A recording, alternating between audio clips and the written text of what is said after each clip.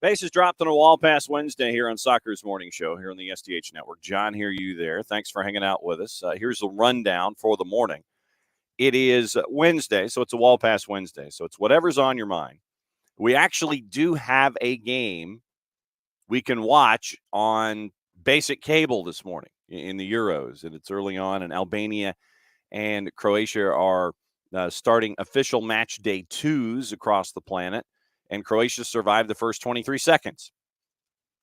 Morning pars, morning ropes. So surviving the first 23 seconds, it is goalless right now, Croatia, Albania. That one is in the 6th minute, heading to the 7th minute. We'll keep an eye on that one this morning. That's one of a triple header. And when it comes to the activity with Copa America, press conferences are later today for the MD-1s. Canada's starts at 11 o'clock, and the one for Argentina, I think, is at 3:30 this afternoon. Joshua Cloakey's come out with an article for those of you that either subscribe to the New York Times or The Athletic about how this Canada bunch is supposed to be meaner and nastier than the stereotypic things that we think about Canadians. So we might get into that this morning, might get into it tomorrow probably as we get closer to match day. So Tyler Pilgrim joining us from Scarves in Spikes on the 280 character app at 9:15. And that will carry us with Wall Pass Wednesday thoughts. It'll carry us with Copa America thoughts. That'll get us to 10 o'clock. 10 o'clock, hour number 2. We can whip around patent pending, trademark coming sooner, hopefully, rather than later. And that'll get us into the previews for all of the other stuff that's going on today. Very, very busy match day. Jason is in D.C. Hopefully sometime in hour number 2, we can catch up with Jason and find out what his thoughts are with Atlanta United going on the road. And we'll see if Jason's staying on the road or if he's coming home. Actually, no, he is coming home because Jason has matches to call this week before, and he's flying out to St. Louis on Saturday. So after the match, he's coming home.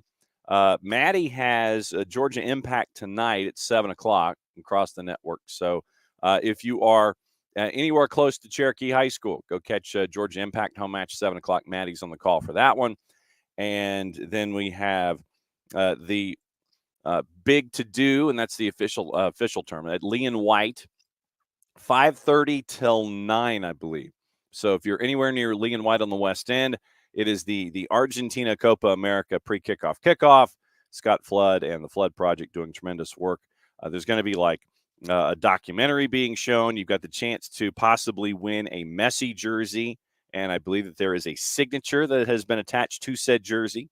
So that's big stuff. But yeah, if you are over at Lee and White over on the West End late this afternoon, early tonight, you can multitask. You can go and celebrate the Albiceleste getting ready for Copa America, and you can listen to Jason and Mike on 92.9 The Game and the Odyssey app and get you ready for Atlanta United, DC United.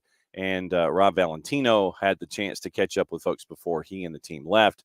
And if you missed those conversations, you can go and listen to Atlanta Soccer Tonight on the Odyssey app, 92.9 The Game, and Odyssey app off the woodwork. Go and follow the train, and you can catch up with what Jason's original thoughts are from AST and catching you ready for Rob's thoughts and Sean De Silva's thoughts getting ready for DC United. Tomorrow, to go through the traffic of the week. Thursday is Thursday, and I know that's an incredibly earth-shattering statement to a lot of folks. Nino Torres from Gold TV is going to join us for the Copa, and he's going to join us Thursdays at 10 o'clock. And so Nino's going to drop by at 10. He's going to give all of his Copa thoughts. We'll hang out with him at 10, and then Nico Moreno is going to join us at 10:30 for the last half hour of the show. So we have Nino and Nico. Don't think I won't get that confused. So Nino Torres from Gold TV is going to join us at 10 o'clock on Thursdays throughout the Copa, and Nico Moreno is going to join us at 10:30, and we'll break down everything that happened tonight in Major League Soccer tomorrow as we get you ready for the weekend, which is Friday, and hopefully, obviously, we'll have we can whip around in the 10 o'clock hour, see if Jason can join us there if Jason is in fact alive and not sleeping. And we'll get you ready for the weekend on Friday.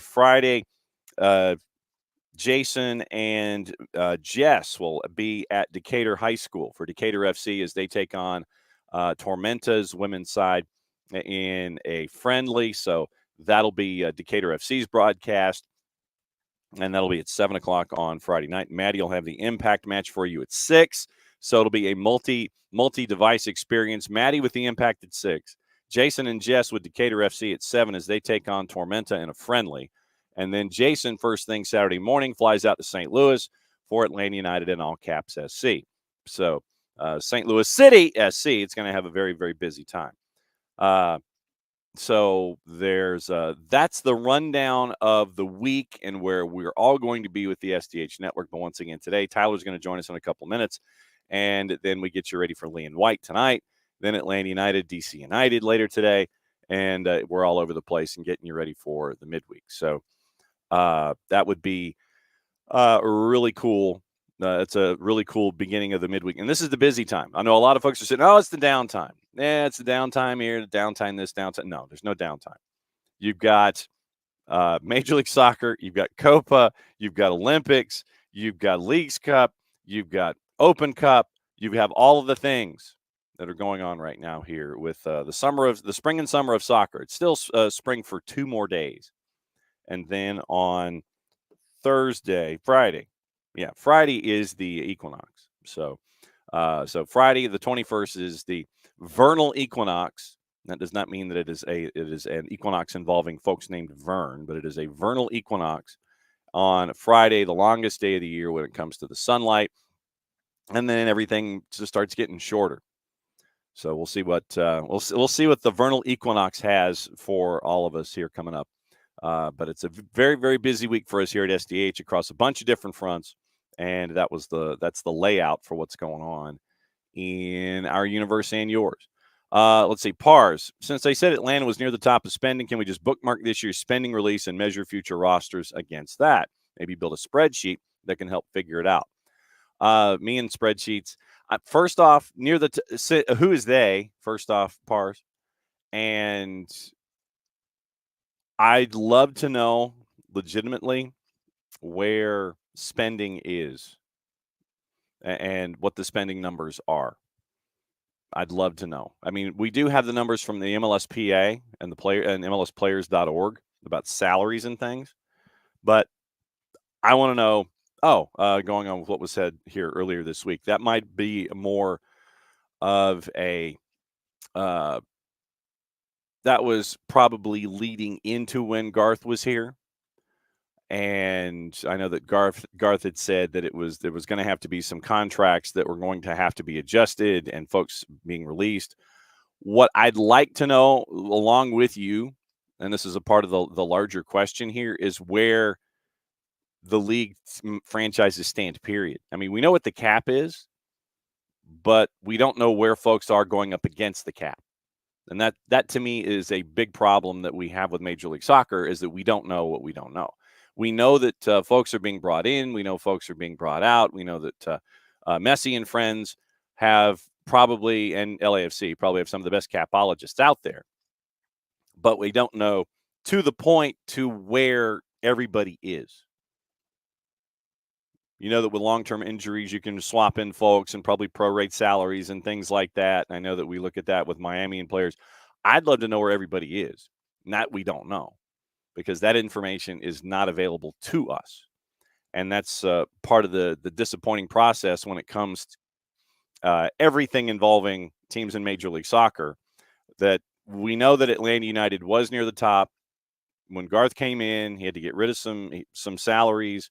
The quote that always sticks with me is a short-term pain, long-term gain. But we don't know where that gain is right now. And since it is 9:15, and being incredibly punctual, as he always is, if he's not early. And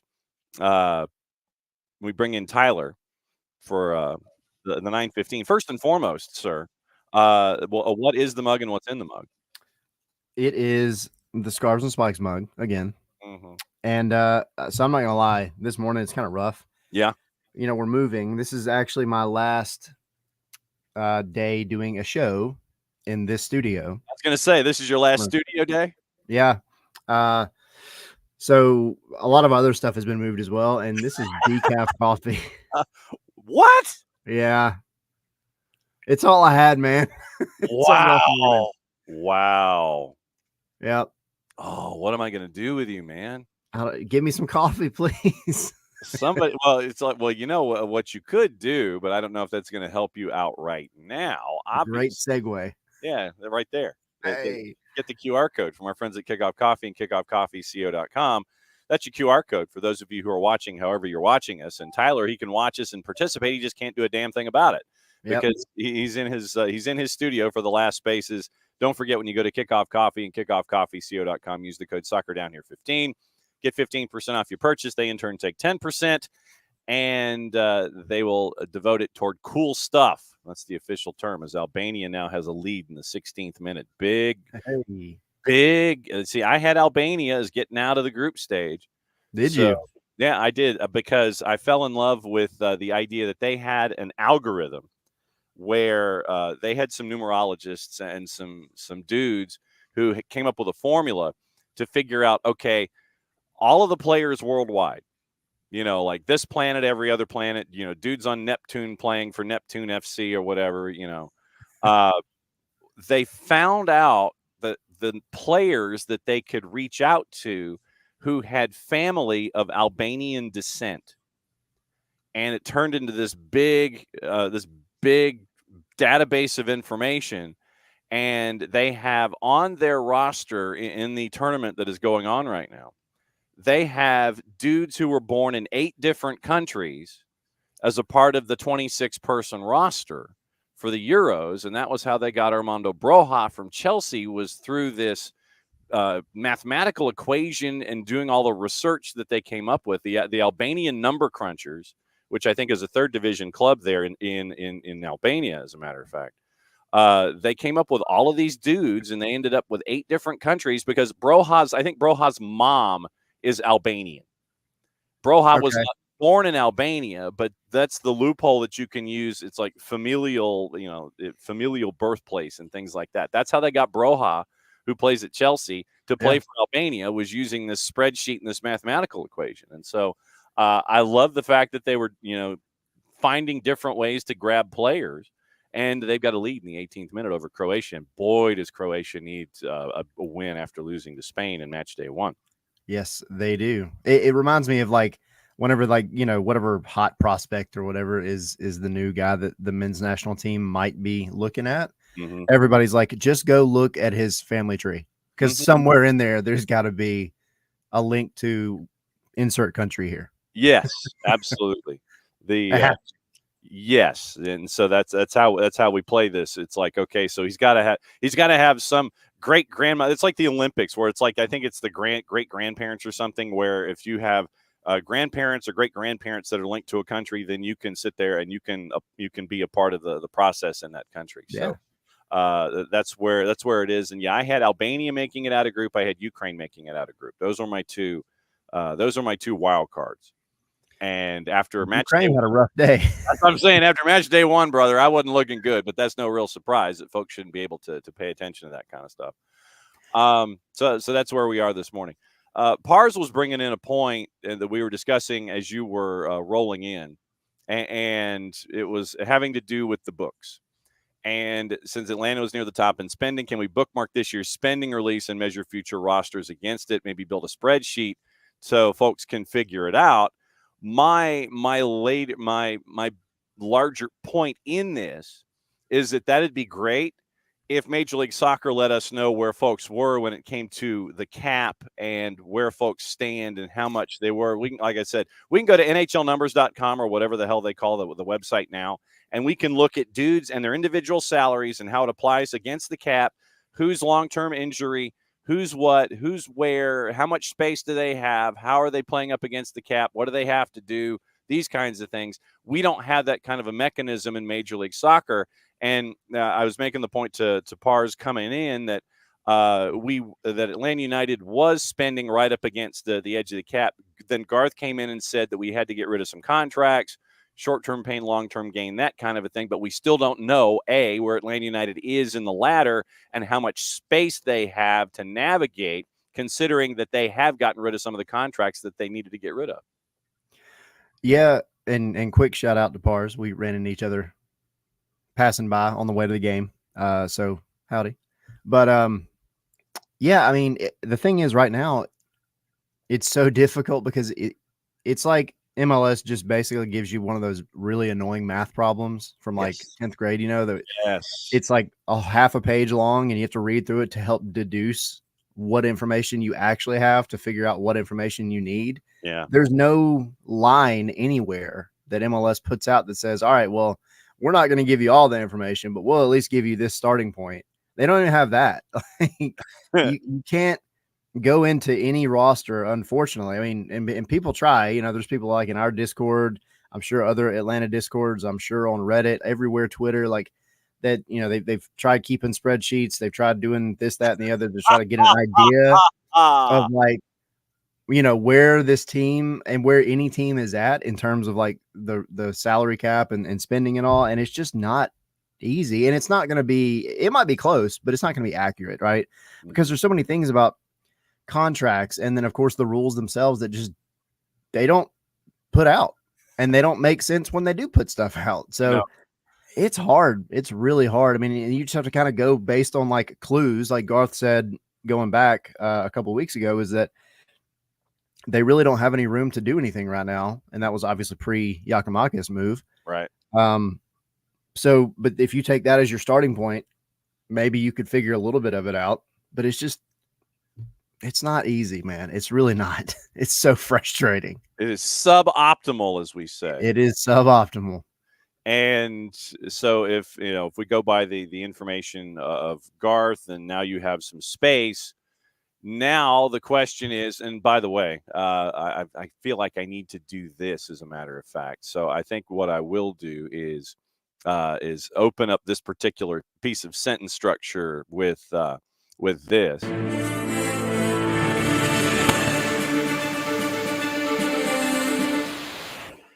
Day 4. Yorga Giacomakis has not said a word to the 17s on social media, but he sounds damn happy to be at Cruz Azul. I feel like I need some kind of emergency, some deep, dark voice. Maybe if we can... I like that. That was perfect. Because it's a conspiracy. Day 4. Giacomakis says nothing on social media to his former club and their fans. Peeps of nothingness. More than happy to do it after he left Celtic and was heading this way. Yeah. A little bit of stir in the pot there, but yeah.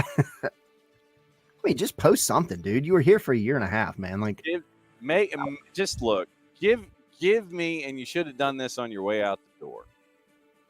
Say the boilerplate, tab A, slot B, flow chart. Enjoyed my time. Drop a couple of references to restaurants and places that you enjoyed my time with the club and the team and hanging out with the 17s. Thanks for buying my jerseys. Thanks for buying my T-shirt after the Hattie. But no. Day 4. Gigi says nothing. Nothing at all. Nothing. I mean, that's the thing. Man. Like you said, give the copy paste version. I don't care, man. But like, it starts making people think things that probably aren't true. Yeah. Like, you weren't happy. You whatever, this, that, like, there could be so many things, but it's just like, but apparently folks in Major League Soccer enjoy losing. Did you hear that? No. Oh, okay. So yesterday we found the quote yesterday from his opening presser. So I'll go ahead and play this for it. Now we're to the point where Saturday Night Live, it's the buckwheat assassination. Oh yeah, no, I didn't hear this part. But let's Doc, did you see the video of when buckwheat? Well, I know I didn't, Ted.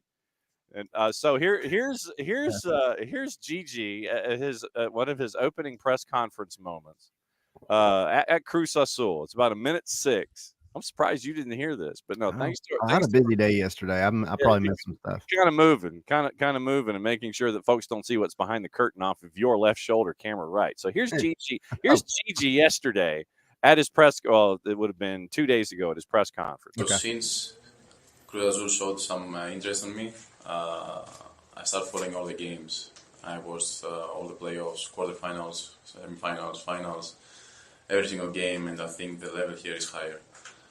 So I was really excited. I wanted to make it happen, and Cruz Azul showed me how much they want me, and that was a crucial factor for me to make my decision. Cruz Azul for sure is a team that I think is a level higher than MLS for sure, and is a team that is chasing records, chasing trophies, and is a winner.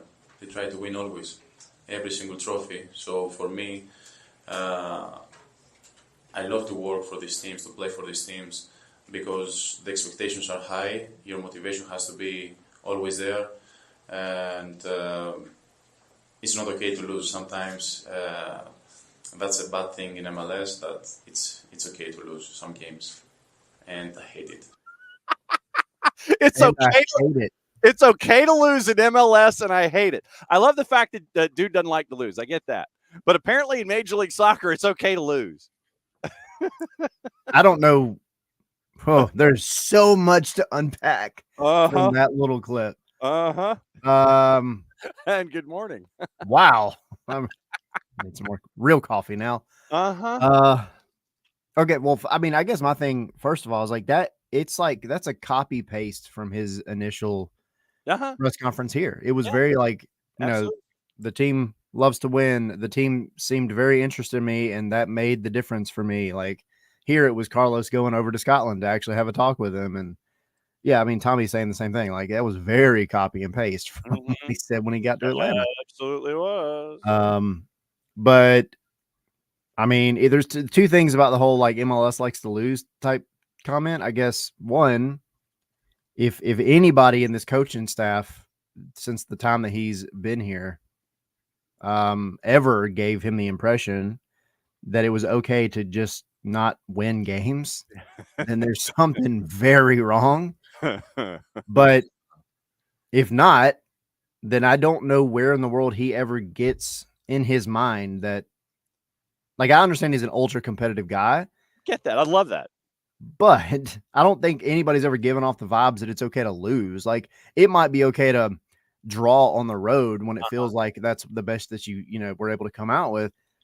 But I don't know in what world anybody's ever been okay with Atlanta or any MLS team just sucking. Mm-hmm. I want to suck. That's because that number one draft pick is really going to make a difference. Right. Let's tank the season so I can go get, some random person out of college. Not knocking them, but like, come on, guys. Yeah. Mm-hmm. Thought you'd enjoy that. I'm glad you showed me that. Yeah. So Ricky's asking, was he self-snitching? Maybe his motivation wasn't always high. I don't know. I mean, this is a team sport, Yako. Yeah. Was he under threat of assault at his other stops when he? Well, maybe it's Celtic from the fans. Yeah. Jarrett would be the one to let us know about that. And so and David, Gigi didn't realize his coach got fired for losing. Right. Like that happened. I mean, I know you were like halfway in Mexico when it happened because you were already had a foot out the door or whatever. Now I'm a little mad, man. I've defended Giakoumakis for so long, and I like the guy. My son loves the guy. All right, but that comment irritates me. That really, right now, I know that there are a lot of folks, and I'm probably going to evolve into one of them. That you're in Leagues Cup. I want Atlanta United to advance out of group stage in Leagues Cup, and I want to match up at Mercedes-Benz against Cruz Azul and all that cement money. Yep. I want that now. I do too. And I want them to play that clip on the Halo board before the match starts. Absolutely. I mean, the group stage, involving Charlotte and Philly and yourselves as a part of that group. But now I want Cruz Azul out of the group. And I want them to take on Atlanta United at Mercedes-Benz and play that clip. Yep. I totally agree. Give me some theatrics now. Like, that is ridiculous. And man, I would go to the press conference. You're apoplectic now. It's crazy, dude. Like, I get the other stuff you said. Fine. Like you just copy and paste it. I get it. But like, then you got to make a comment like that. Where did you get that from, Yako? Like, that's crazy. Yeah, it's cool to lose. Yeah. I'm digging it. Yeah, we want to lose because yeah, Ken Griffey Jr. I want that number 1 draft pick, out of Seattle. I want to get there. No offense to a Jeremy Abobasi type selection, but I want a tank so I can get that number 1 draft pick. Yeah. But yeah, Tommy, you are right. It was pretty much tab A, slot B, plug and play from the press conference here when he moved in from Celtic to Atlanta United. And so now Ricky wore his name on the back of my Atlanta United kit in Greece. Careful, Tyler. The man's drinking decaf this morning. Ricky wore his name on the back of his Atlanta United kit in Greece. That's messed up. That's messed up. Turned his back on everybody. Now I got to go explain to my kid who is his favorite player. I'm not gonna do that. Burn the jersey in the driveway on your way out the door. You're moving from one house to another. Your last act is to take your Yakamakis Atlanta United 17s jersey away from your son, spike it in the driveway, get the gun. Lighter fluid. Get the gun from the grill, and we're gonna go ahead and do it right here. We're gonna have a moment on social media, man. How's this for you and your TikToks? Do it for the views, baby. Exactly. How do you want to promote your show? We're gonna burn a Yakamakis jersey in my old driveway. It's all for the gram. Yeah. Or whatever. Yes. And also for a little bit of revenge for making stupid comments in a Cruise the Soul press conference. The IG and the GG. Yes, exactly right. That came across, and I think Jarrett was the one that stumbled across it. And you sit there and you cock your head, and it's a Seth and Amy moment, man. You go, really? Yeah, that's what you want, Okay. And it's kind of hard to like defend that. Like, it's not like you were taking it out of context. Yeah. Like you played the full like minute before that? minute 6, and it ended up I think it was 2 sound bites that were pieced together, but it ended up being a minute 6. And so that was and he was there. He had the blue screen behind him with all the rotating sponsors, and he had the 2 bags of cement there in front of the microphone and everything. And so welcome to your new city, and saying all the right things that and I think Tommy's probably before your next episode. Tommy, I think, is going to go find that quote from the press conference, and you'll have your compare contrast. Yep. And you could probably play them. You could probably play them in simultaneous tracks. Yep. And literally, it's just like, okay, track 1 is this, track 2 is this. And so, so just play the same. See where it changes. Maybe that last sentence. Yeah. It might be where it changes, and that's it. Yeah, where it's okay to lose in the SPFL. Literally, it's like, it's okay to lose in the SPFL. It's okay to lose in MLS. He goes to Brazil, or he goes to River Plate. It's okay to lose in Liga MX. Literally, it's like you hear the edit and the drop and the new league being quoted, and then it picks back up in the quote. You can tell it's an edit. So now that we see, but I got you fired up on decaf though. I know. It's probably a good thing that it wasn't regular coffee this morning. Oh, my wife's texting me. She's like, we do have real coffee. We brought it back from the other house last night, which is great. So when I get done here, I'm about to be really, really, really fired up. Nothing wrong with that. Yeah. But no, it's all it's all fun and games until somebody has a quote in a press conference. But now that quote. Yeah. But now that has been said, Atlanta United, they end up with the draw with Houston, and now they're getting ready for schedule compression a go-go, which is stupid. I mean, literally, the schedule compression to get you through toward Leagues Cup is insane. I think we had it at 8 matches in 33 days, something weird like that. And coming out of Houston, now that you and the folks over there at Scarves and Spikes have had the chance to digest it, what is stuck in your brain, the post-GG era once it has continued? I think for me, you had to go into this match not expecting, wholesale changes. I think, which they didn't have, right? Like you still rolled out a pretty standard, standard by Atlanta United means, at least in the past 3 years, a pretty standard lineup and a lineup that featured what you had. And I think it was the strongest lineup that you could have rolled out for the most part. And, of course, like the conversation from that day has to be Luke Brennan for sure. And I'm glad, because I think he's absolutely going to get plenty of more time here tonight, probably, and then in the very near future. But I think one of the things that stood out to me the most actually was after the match in the press conference, and there was just, we know Rob. We've talked to Rob before.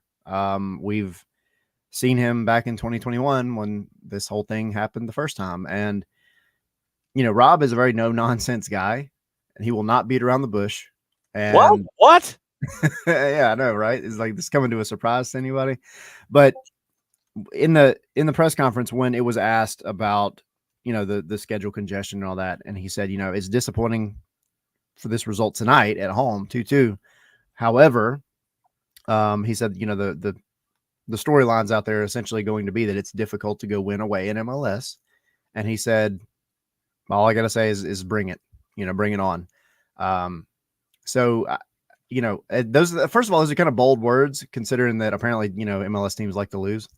Yes, apparently so. Yes, thank you. But also MLS road games are difficult historically, notoriously, especially for this team. So for him to kind of say, you know what, like, we want the pressure, now let's go get it. It was very, I think, different, obviously, than anything that you ever heard from Pineda publicly. I'm not saying that Pineda wasn't pushing his guys internally to go win on the road, but for Rob to kind of sit up there and accept that pressure was a pretty cool thing, I think, just from my perspective, because I think sometimes your players have to see that little bit of publicity, that little bit of extra pressure that you're putting on them from the outside. And not that they don't have enough pressure already in this team because of the results, but I just think it was just a stark contrast to the, I guess, kind of like public vibe that, Pineda always put off. So I'm curious to see what kind of attitude they come out with tonight based on kind of his comments the other night. Jarrett, we played the comment that you found from Gigi in his opening presser, which is cut and paste boilerplate from the presser that he had when he was here with Atlanta. So now that we've started the discussion, we can take it literally most of Tyler's time before you came in and I asked that initial question about Atlanta and Houston, we were stuck on Gigi and his opening Cruz Azul press conference. That's how fired up Tyler's been this morning. My favorite part of this was, like, I saw he put up a new post of Cruz Azul stuff, and the first comment I see is Tommy. And Tommy's just like, "Hey, thank you, Atlanta. See, it's not hard."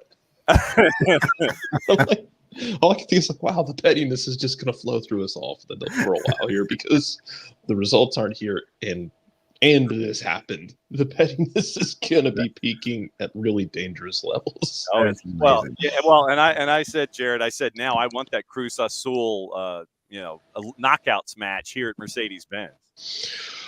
Oh, buddy, I just want to hear what the crowd sounds like. Well, if a certain clip gets played, but not. It's going to be a mixed bag, because you also still have a guy who put up, I think, the best goals per 90 in the league last year. Wasn't taking PKs and damn near won the boot. So they were on 53% of the time. Yeah, there was good, and then there was bad. Oh my God. I'm glad you also got to laugh at this. At this point, I'm just having fun with it, because it's just, the car's in a ditch and somebody set it on fire for the insurance. Absolutely. Kind of where we're at. Yeah. And apparently now I'm supposed to, Yeah. Now I'm to the point where I'm supposed to read my daily update of him not posting anything to Atlanta in a Ted Baxter voice. Emilio, it's the one we talked about yesterday. It's the people are okay losing in MLS. I don't know, man. People aren't really okay losing here, judging by the comments I have to read every day. Yeah. And judging by like when I did a post game with Abe, with the comments we have at the station, people are not okay with drawing, much less losing. I guess my question for you, Tyler, is the midfield. We saw the Muyumba Dax McCarty setup. I know Dax is not a spring chicken anymore. How do you think you're going to balance the midfield going forward in these tight stretches? You got to find some of that Michael Jordan, like Space Jam juice to give Dax. I don't know, man. Dax is, I said it last week. I feel like Dax is going to be the most important player on this team for the next 2 months. But like you said, he's not young. He can't play, a Saturday, Wednesday, and then Saturday game. He just can't do it. So that's tough on anybody. You got to trust in the J Fortunes. You have to, at some point, I think you've got to bring up a Javier Armas. Of course, Muyumba can go for a long time, but you're going to have to rely on like the J Fortunes and the Nick Firminos, and whatever kind of setup that you want to do, whether it is actually having like a true number 6 where that just sits back and does what Dax does. I think the communication just has to be clear, whether it's a young guy or not. I think you just have to go into it with the sense that they're going to be very much defensive oriented. They're not going to provide the leadership, which is fine. I mean, you still have guys out there that can do that. That's not what it's all about. But Dax just has the experience. And I think, maybe you can coincide a little bit of this with when you get like a Steon Gregerson back, but you have Derek out there that can help, kind of facilitate things and maybe mitigate any like the youth mistakes. But I think you have to use Dax as much as you possibly can, because I just feel like the team looks more organized when he's on the field. You mentioned a lot of names for the twos. And it was a point that I think that we've been making for a while, and a point that I reemphasized inside Mercedes-Benz, is that this time between now and Leagues Cup is going to be the select your twos, choose your adventure showcase. And it's you look at the names and it's going to be, I mean, legitimately Firmino, Armas, Brennan, maybe Matt Edwards is a part of the discussion. I mean, this could go any number of 19 different ways, but that's why you build a program like this and have a team in MLS Next Pro like this. So when the situation forces itself upon you and Cool Hand Luke decides that he wants to nutmeg playoff Franco Escobar and leave him in the dust by about 10 yards, you can have those kinds of moments from kids. And I say that because I'm 712 years old, that folks who have been a part of the process. I mean, Noah Cobb was playing in USL Championship when he was 15. Yep. Going up against Cameron Lancaster, who's twice his age, and not flinching, didn't care. And you're getting the same stuff from Alan Carlton and Luke Brennan. These are guys that have come through this system, played against older dudes, didn't flinch, and now they're getting the chance to do it with the first team. I mean, this is going to be where literally you're going to have that the scorecard and roster and the first team scorecard and roster, so you can sit there and go, okay, so if this, then this. It's a flow chart from hell for the next month. Yeah, and if you can channel whatever it was that Luke brought to that match the other day with all those young guys, you're sitting pretty. And I even put that in the article that I wrote that night. Like he was an example in a lot of ways, not just to, the Alan Carltons and the other twos, guys of the world, but like, I think the whole team needed a little bit of that passion. Like, not that the rest of the team weren't showing it, but he just came in and said, screw it. Like I'm going in. I'm unafraid. I'm going to be taking guys on 1v1. I'm going to cause 1/3 almost of the players on this field that are not wearing Atlanta United colors to get a yellow card. One of them is going to shove me in the back because he's that angry that I'm working him over. Like, He just came in and decided to cause chaos, and it was such a great thing to see. like your favorite drop. Like Get the clip of him entering after Evan Mosquera was subbed off, and just lay that over it, and it would be beautiful. It would be, and then do a Luke Brennan every single touch, montage after that. It would be amazing. I love it. I love it. I've opened the door with you for Luke Brennan. Jarrett, go for it with Tyler. Abby, he is like that every game. You don't have to. The Tyler's one of the people you don't have to tell that, because usually we're screaming at people to watch the twos. I don't have to yell at Tyler to watch the twos. We've seen Tyler watch the twos. That's what I mean. Like Tyler knows what's up. Yeah, man. I guess let's shift it to the back line now to like try and balance all that too, because you are going to be still missing guys. You're still missing a Brom. Stop encouraging, Jared. What? Stop encouraging that we're still going to have folks that missing at the back. No, I choose not to. You're missing a Brom. It feels like you are going to get more of the Noah Cobb show. How often are you throwing something to somebody like an Efrain Morales to see what, especially as the season goes on, to see what you've got in him, because he is out of contract at the end of the season? I mean, I think you have to do it regardless, because it feels like, again, we know him with the twos, but it feels like the moments he's been thrown into these like high pressure situations with the first team, Chicago, and with the second team as well, but he's just done really well. So yeah, I mean, this might be, you might have gone into this season thinking, all right, well, is he one that might not stick around? And I think he's on his way to convincing folks like, maybe let's have a second thought, right? Like let's see if maybe, I don't want to call him a late bloomer, but let's see if maybe. Remember, I mean, he legitimately had to grow to his 6'4" frame. And when you literally have growing pains, and I mean that both figuratively and literally, the injuries that were associated with trying to get adjusted let me literally tell you about the growing pains of getting over 6'3". Yeah. Because it is physical, and it's also coordination wise. Mm-hmm. It is, because imagine someone just hands you a body bigger than everyone else's, and you have to go figure out how to use it correctly. Mm-hmm. Sometimes you never do. Yeah, it is. Like my dad told me that back in the day, like watching me run the base. He's just like, it was like watching a deer run. He's like, you didn't know how to use your legs. He's like, there's a couple times you get up on your toes and you look like you were actually running, and then your body would freeze up and fall over. Yeah, man, like, it's hard. That's like one of those fainting sheep. Yeah, it's it's tough, man. Well, I mean, then that's where you look at someone like an Efrain Morales, and like I said, the Chicago game is what sticks into my head.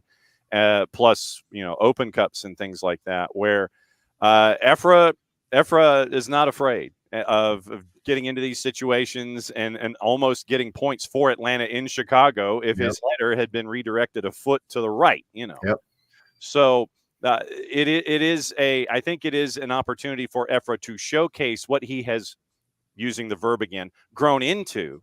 And that's what you want. All you want in these situations is that opportunity. And I think that Efra has earned that opportunity. And we see the relationship that Noah has with Luke going up the right-hand side. We've seen the relationship that Efra has had with Noah, working second team minutes and the occasional first team minutes. So the rhythms are there. It's just, once again, not being intimidated by your surroundings that you're going to be with over this next month. Yeah, and I think that's where you don't have to worry about them, I think, being intimidated, right? Because we sit here and say every week, like, how these guys, Noah's, Efrain's, Luke's, insert two-player here, like, they're all unafraid. They're all fearless. And it's not like a fluky one-off thing. Like, we see this every single week. So I don't think you have to be worried about that. I think you just have to be worried about just some of the experience stuff. Like I mentioned, having Derek back there, he's going to be one that's going to help keep things under control as best he can. That's where you enjoy having your Daxes because the IQ's there. And that's not to say that Noah Cobb and Efrain and Luke and all them have low soccer IQ, because I would argue that they actually are way smarter in terms of the game than just about any other person in MLS their age. but there's still something to be said for a guy that, has played 855 games, and just has like tons of experience back there doing things. And so ultimately, I mean, I think there might be a matchup or two coming up that you might be able to work it to where you have to use a Noah and an Ephraim, for most of the game. And I don't think DC's that one, because obviously they have Benteke and you got the issues with what happened last time. You can't go putting up that's the experience. You can't go put an 18-year-old up against a guy that played, overseas and was good. So ultimately, I think you have to, Rob's going to have to piece part it together and just be strategical in terms of when he puts the youth back there, because he's going to have to. The older guy minutes aren't going to be able to keep up. And then you work with what you can. You have to just trust in your depth. And Dax said it in his podcast the other day. He said, we believe in everybody on this team. And that's not an Atlanta podcast. That's his thing that he does, the Major League Tournament. And he's coming out and saying, like, we know we have a good team, and we know that we have to rely on our depth, and we believe in our depth. And it was more than just the boilerplate comments. I really do think that the guys trust the youth on this team. Jarrett, go for it. It's funny because I think despite the weird season, you've gotten a year now where you got another one of these in the game Sunday or game Saturday. I forget what day it was. Backup striker goals, a position that this club has struggled with. And now you have really two guys who are pouncing on moments and doing the hard work. Like Daniel Rios works his ass off, even when it doesn't pay off in a goal. But man, like, you finally got backup strikers that work, and now they become regular strikers for the time being, at least until late June or late July, excuse me.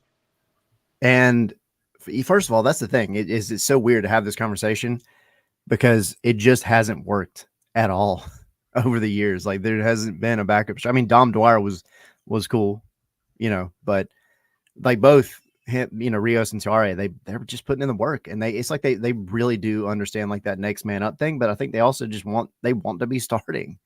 And, you have a moment like this with a coach change and everything else, opportunities are going to pop up, and you have to take advantage of it. And I feel like Daniel Rios did that the other day. I thought he was, like you said, very good. He did a lot of the dirty work that, you don't typically give a lot of props to, but he also got rewarded with the goal. And that goal came from his just relentless effort in the first place. So, I mean, it's nice to have it, which is it's a great thing to be able to say, all right, if one guy's down, or if one guy's in Mexico saying that, MLS likes to lose or whatever. It's okay to lose in Major League Soccer. Yeah. We have two guys back there that can pick up the slack. And at least Daniel Rios and Jamal Tiara haven't come out and said that they like to lose. So we have that going for us. Day 4, Major League Soccer likes to lose. Number 11. Thank you, Mary. Yeah, so something like, I mean, so when obviously, are you thinking just off the top of your head that it's going to be trying to, and Rob had some fun with it in discussing, how are you the press conference? How do you plan on tackling Christian having success against DC United and Christian Benteke? Ask him not to play. That's a good zinger to start things off with from Rob. But I mean, I'm thinking that it's going to be some combination of Dax, Derek, and Noah collapsing something akin to a supernova around Benteke, so he can't even breathe for however long he's going to be there, and remind him that you are there. Be physical with him, even though it might be more like a mosquito, and you're kind of going like that. But just take your finger and expose the knuckle, and pop him in the ribs a little bit. Remind him that you're there. And see how he reacts to being as physical as you can get in a situation like this, I guess. I don't know. I mean, Noah could go up against Benteke, I think, again, now knowing what happened last time. Yeah. And he might come in a little too hot, which is okay. Yeah. Just let him know you're there, buddy. Don't let him have the game that he had last time.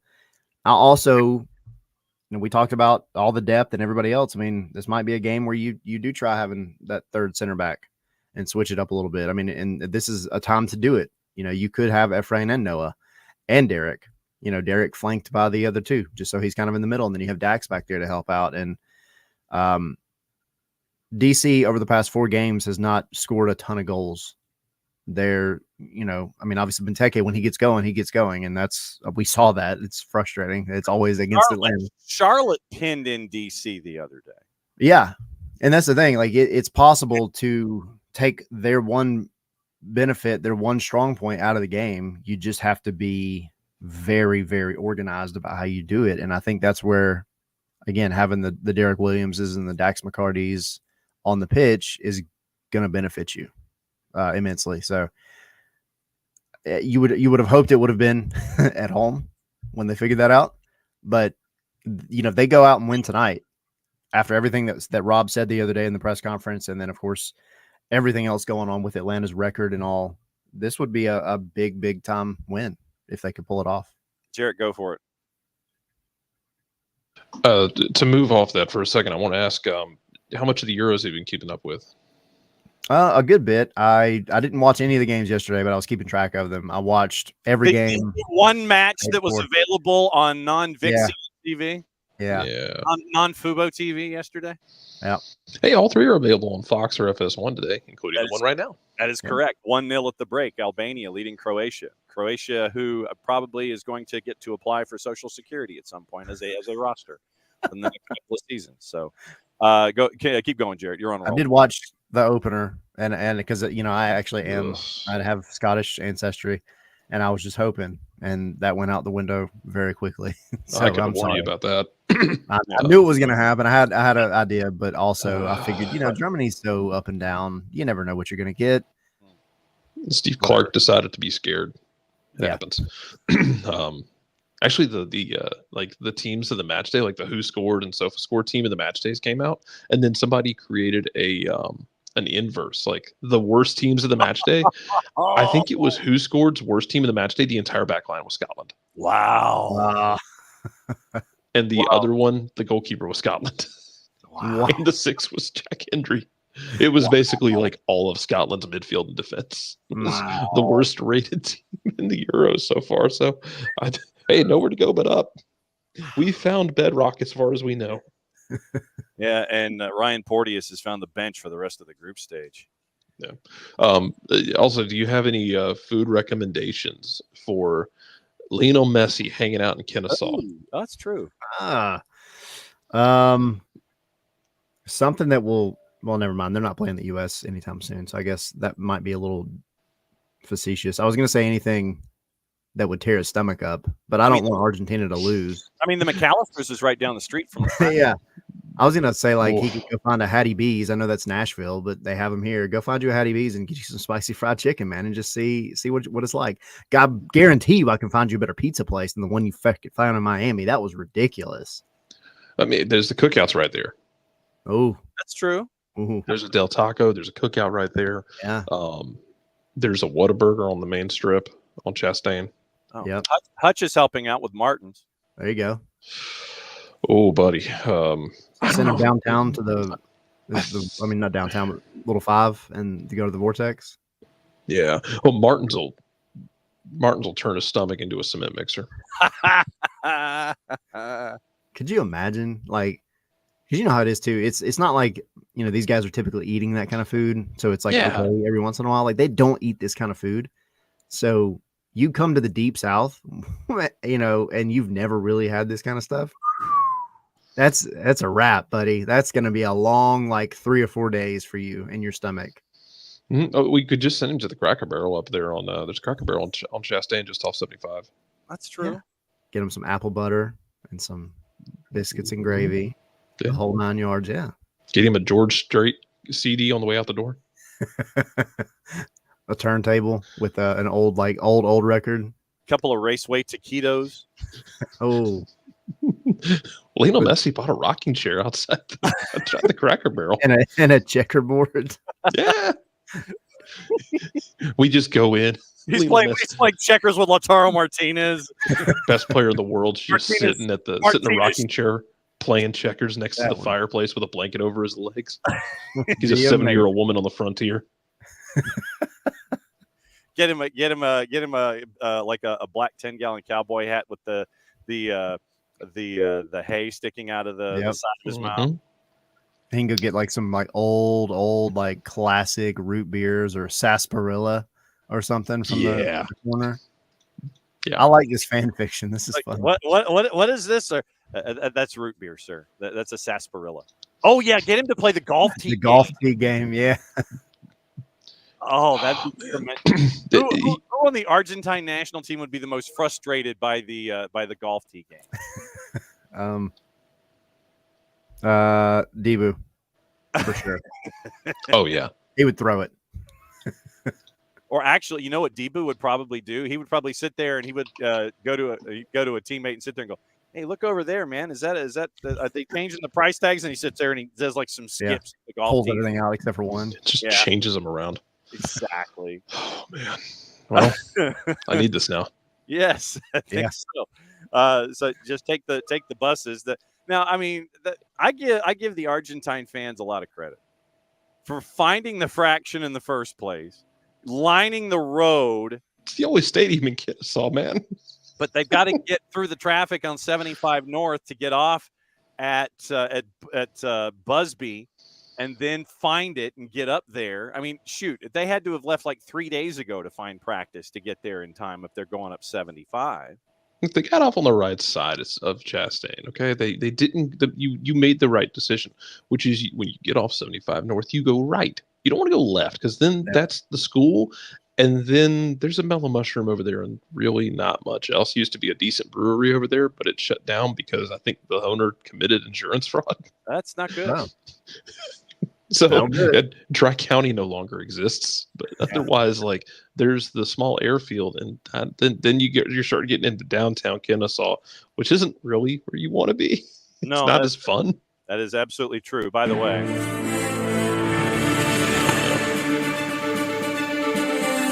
yeah, there's a Marlowe's over there. Oh my God, you're right.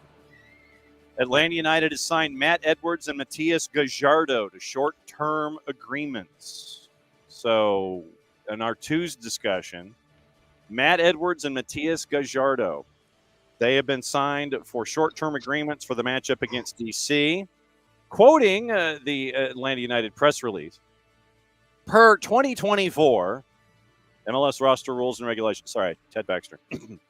Per 2024 MLS roster rules and regulations, a club may sign a player aged 25 or younger during the league season from its affiliate to a maximum of 4 short-term agreements up to 4-day contracts each season, maximum of 16 days. Individual player may be included on up to 4 MLS League season match rosters each season. However, that player may appear in no more than 2 MLS League season matches. I'm sorry, that rule's got to change. Yes. An individual player may appear in any number of non-league games during the terms of his 4 short-term agreements. So Matt Edwards has signed his 4th and final short-term agreement this season since he joined on December 22nd, 2023. I re-emphasize that this rule has to change. But Gajardo and Edwards are part of the crew that is going to play DC United. So, it's cool that we got into that we're seeing that them added to this whole thing. But once again, getting to the whole point that the rule has to change. It's got to be like the NBA where you can just sign folks to a 10-day contract, up and down, up and down, up and down, up and down. Cool, fine, whatever. 4, and now you've apparently done the 4th one for Matt Edwards, and you can't use him anymore this season with the issues at the back now. And so you're hoping against hope that you don't have to worry about any kind of other roster additions that you need at the back, because Matt Edwards is apparently now 4 for 4. Yeah, and he's one of your guys that is adding depth at one of the back positions, right? Like either left or right back, because he can play both. But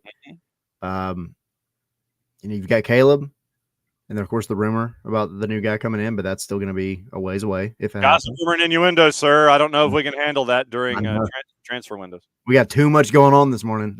Oh man! Second half has already started. Albania still leads 1-0. But no, I mean, first of all, the club clearly rates Matt highly. I mean, and they should. I think Matt's a great guy. I'll give a quick plug. Henry did a great article on Matt a couple of days ago over on our website. There you go. So go check that out. But I mean, I like it. I don't know that you're going to have to use him, but it would be irresponsible to not make this call up considering just what you have ahead of you, right? And what you have as far as the depth that you could have used during this tough stretch of games. So, it's always a gamble with this stupid rule because you should be able to confidently say like, all right, we have yay many guys out on international duty. We have yay many injuries. We have had issues with depth, whatever.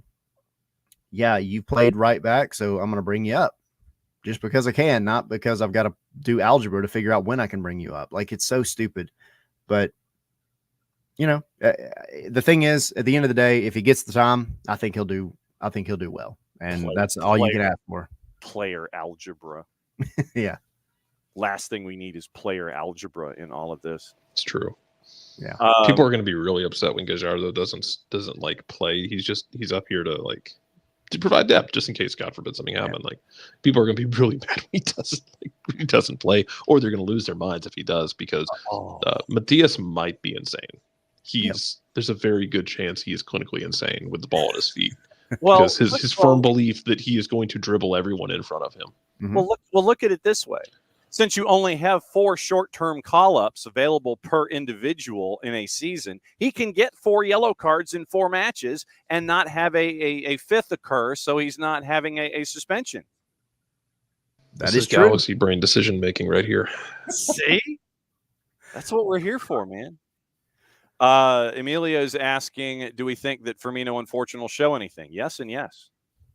I think so. You're gonna need Firmino coming up here with the Olympics. Yeah, you are. You need somebody to play, and he's not going to play the 10 the same way, but yeah, you're going to need something from him.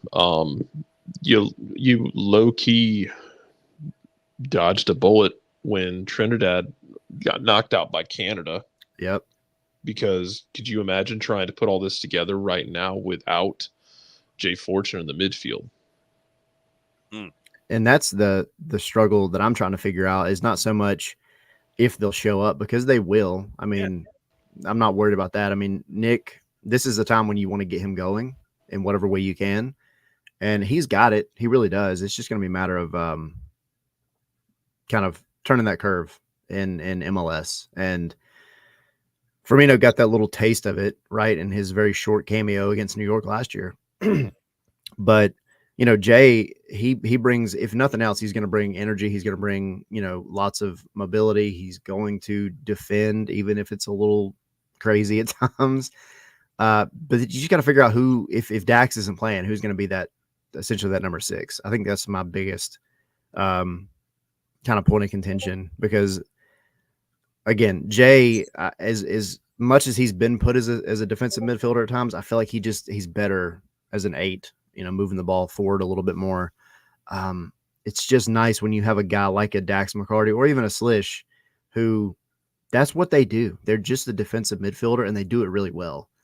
And taking both of them out of the team, whether it's for the Euros or just because they can't play, 180 minutes back to back, I think you lose a little bit. You just got to figure it out, and that's going to be tough.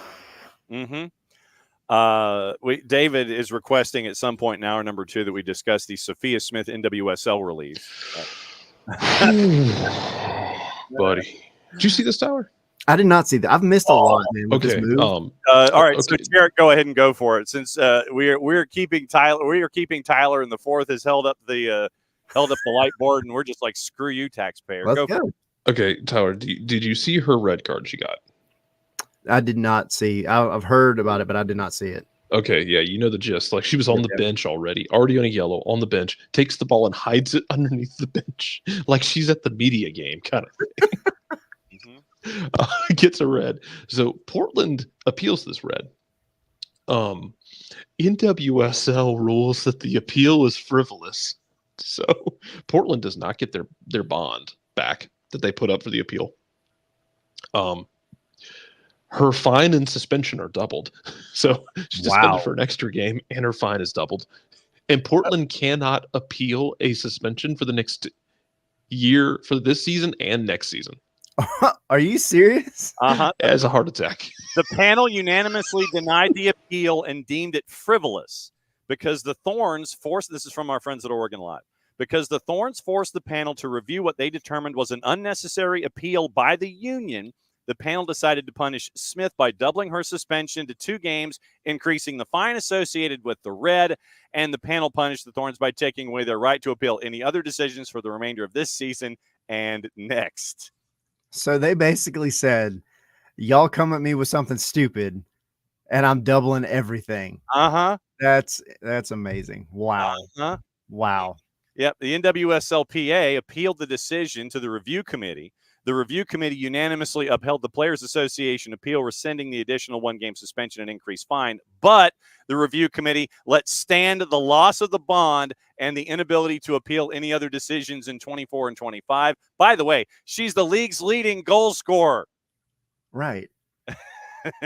Y'all taking it away for next year, though. That's crazy. Kansas City Current were thrilled about this because now they don't have to deal with her. Yeah. They're like, cool, we don't have to see her. That's a great day for us. But yeah, this year and next year. Mm-hmm. Yeah. Thanks for wasting our time here in class. So, by the way, we're making our test longer for you. Yeah, exactly. They didn't sit down and actually look at this thing again. They already saw it. They're like, we're not, whatever. Like, this is stupid. They spent no time. You're blanking kidding me with this? Yeah. It's like your kid does something really dumb and then comes and tries to complain to you and lobby you. And you're like, no, I'm already in a bad mood from your bad decision. Yeah. Don't make it worse. And both of you as fathers know all about this. Oh, yeah. Oh, yes. Yeah. And now you're going to be made an example of. Yeah. And see, Tyler's got more than one. Tyler can set an example with one for the others. One person can be made an example of for others. I only have one. If I make her an example, there's no one else to learn the lesson. So it's just a one-off. I have less work to do than Tyler does. Oh, that's true. Well, and now, in that same vein, like, I guarantee you Orlando or Kansas City or any other team, insert team here, is definitely not going to go and do it now. The example has been made, and now everybody is probably going to have a little second thought about going and trying to appeal anything. Yeah, it was just funny when it happened because I watched the clip of, I'm like, this looks like something we would have done at the media game. Like, time's running out. The ball rolled out of play, and one of us took the ball and hit it under or just sat on it. Yeah, or just turned kicked it towards I-75 or something. Yeah. I could see Jarrett doing that. Yeah. Oh, I'd miss, but yeah. No, you'd launch it, and however far it goes. It's just like, man, I was trying to get it on goal, and I just pull hooked it. I don't know what happened. As he's facing towards the interstate. Yeah, as the ball just kind of goes like this and heads toward the interstate. I wasn't trying to waste time then. Why'd you pull out a buck knife and stab the ball? Or I could see Maddie doing something like that. Absolutely, I could. Yeah. She's not here. I can say that. She can't defend herself. It's fine. No, she can't. That's absolutely true. That's perfect. Yes. So we have kept you for an hour, my friend. Anytime. I'm having fun.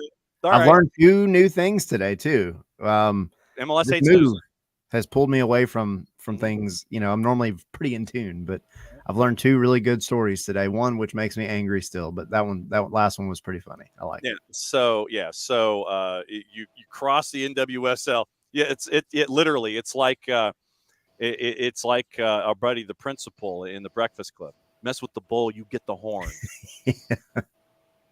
I love it. You get the horns, and so Portland got the Thorns got the horns in this case. And also, apparently, it's okay to lose in Major League Soccer, especially in Atlanta. Yeah. Who knew? Yeah, I know. Who knew?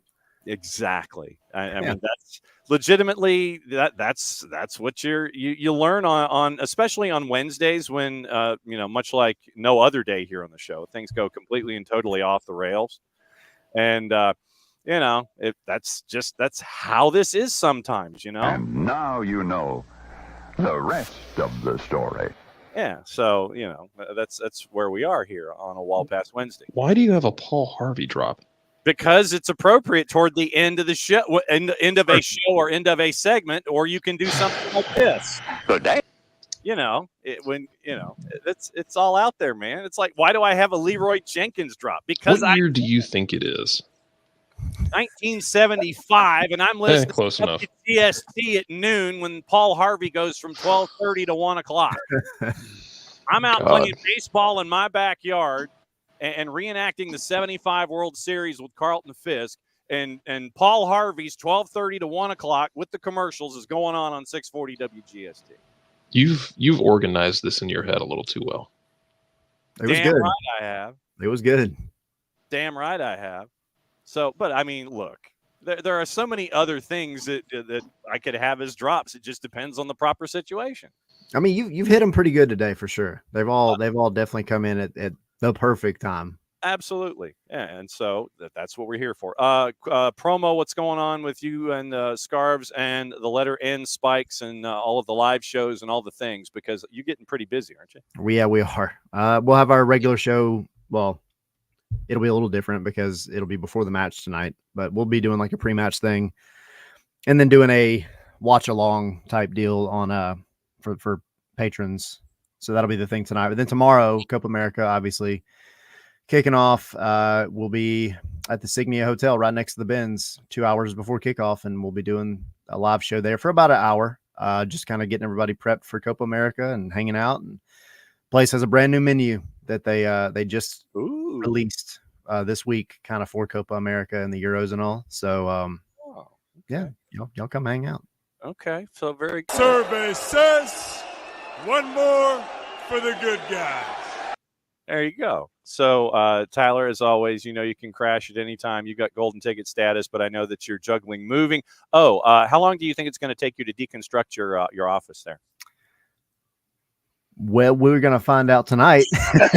I don't know. This is the one room in this house that is like still relatively put together, like not completely. Like I used to have my TV right here and it's now in my bedroom. But all of it's going over. But this room, probably a solid 2 hours at least. It's going to be fun. Okay. Well, remember, shower, multiple shower rods. Yes. Shower rods and towel racks. That's what gets you through this whole thing. Yes. So you don't have to do what the boss did and reinforce all of the curtain rods and things. Yeah. So otherwise you start getting a little bow action going on. Yeah. So the boss had to reinforce them. That's where we are. So go get some calf instead of the decaf that is currently in your cup. Yes, I am. That is my next stop.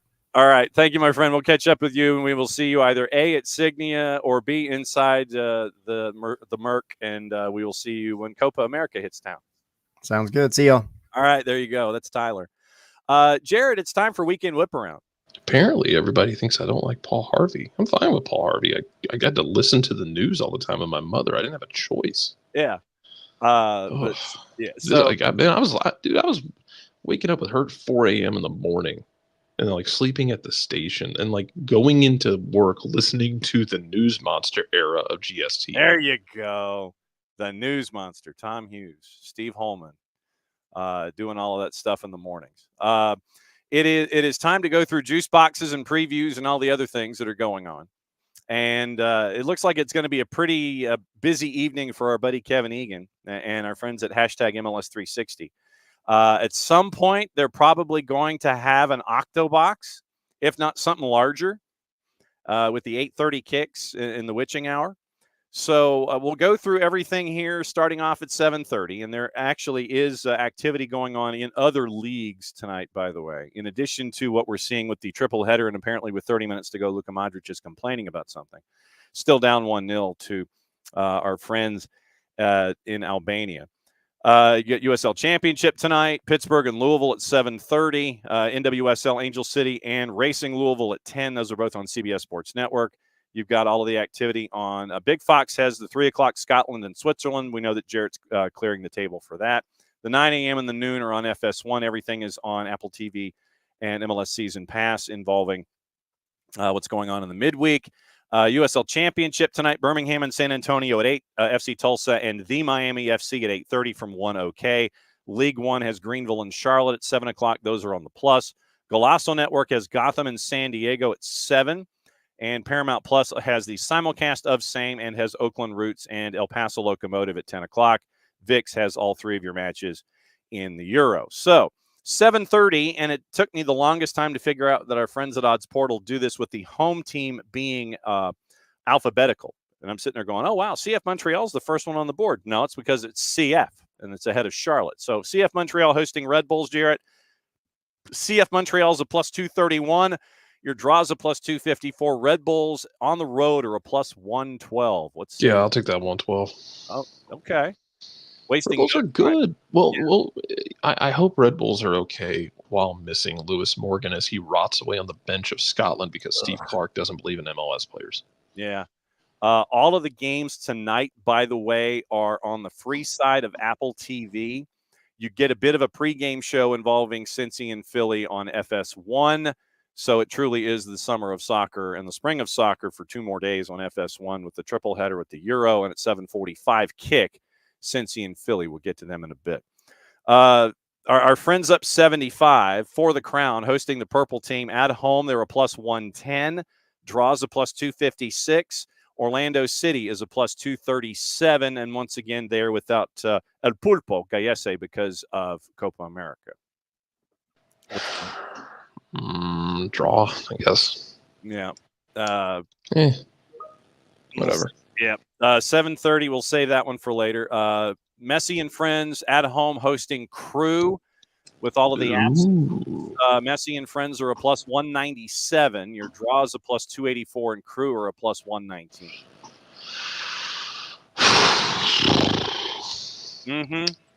And Crew haven't been as dominant.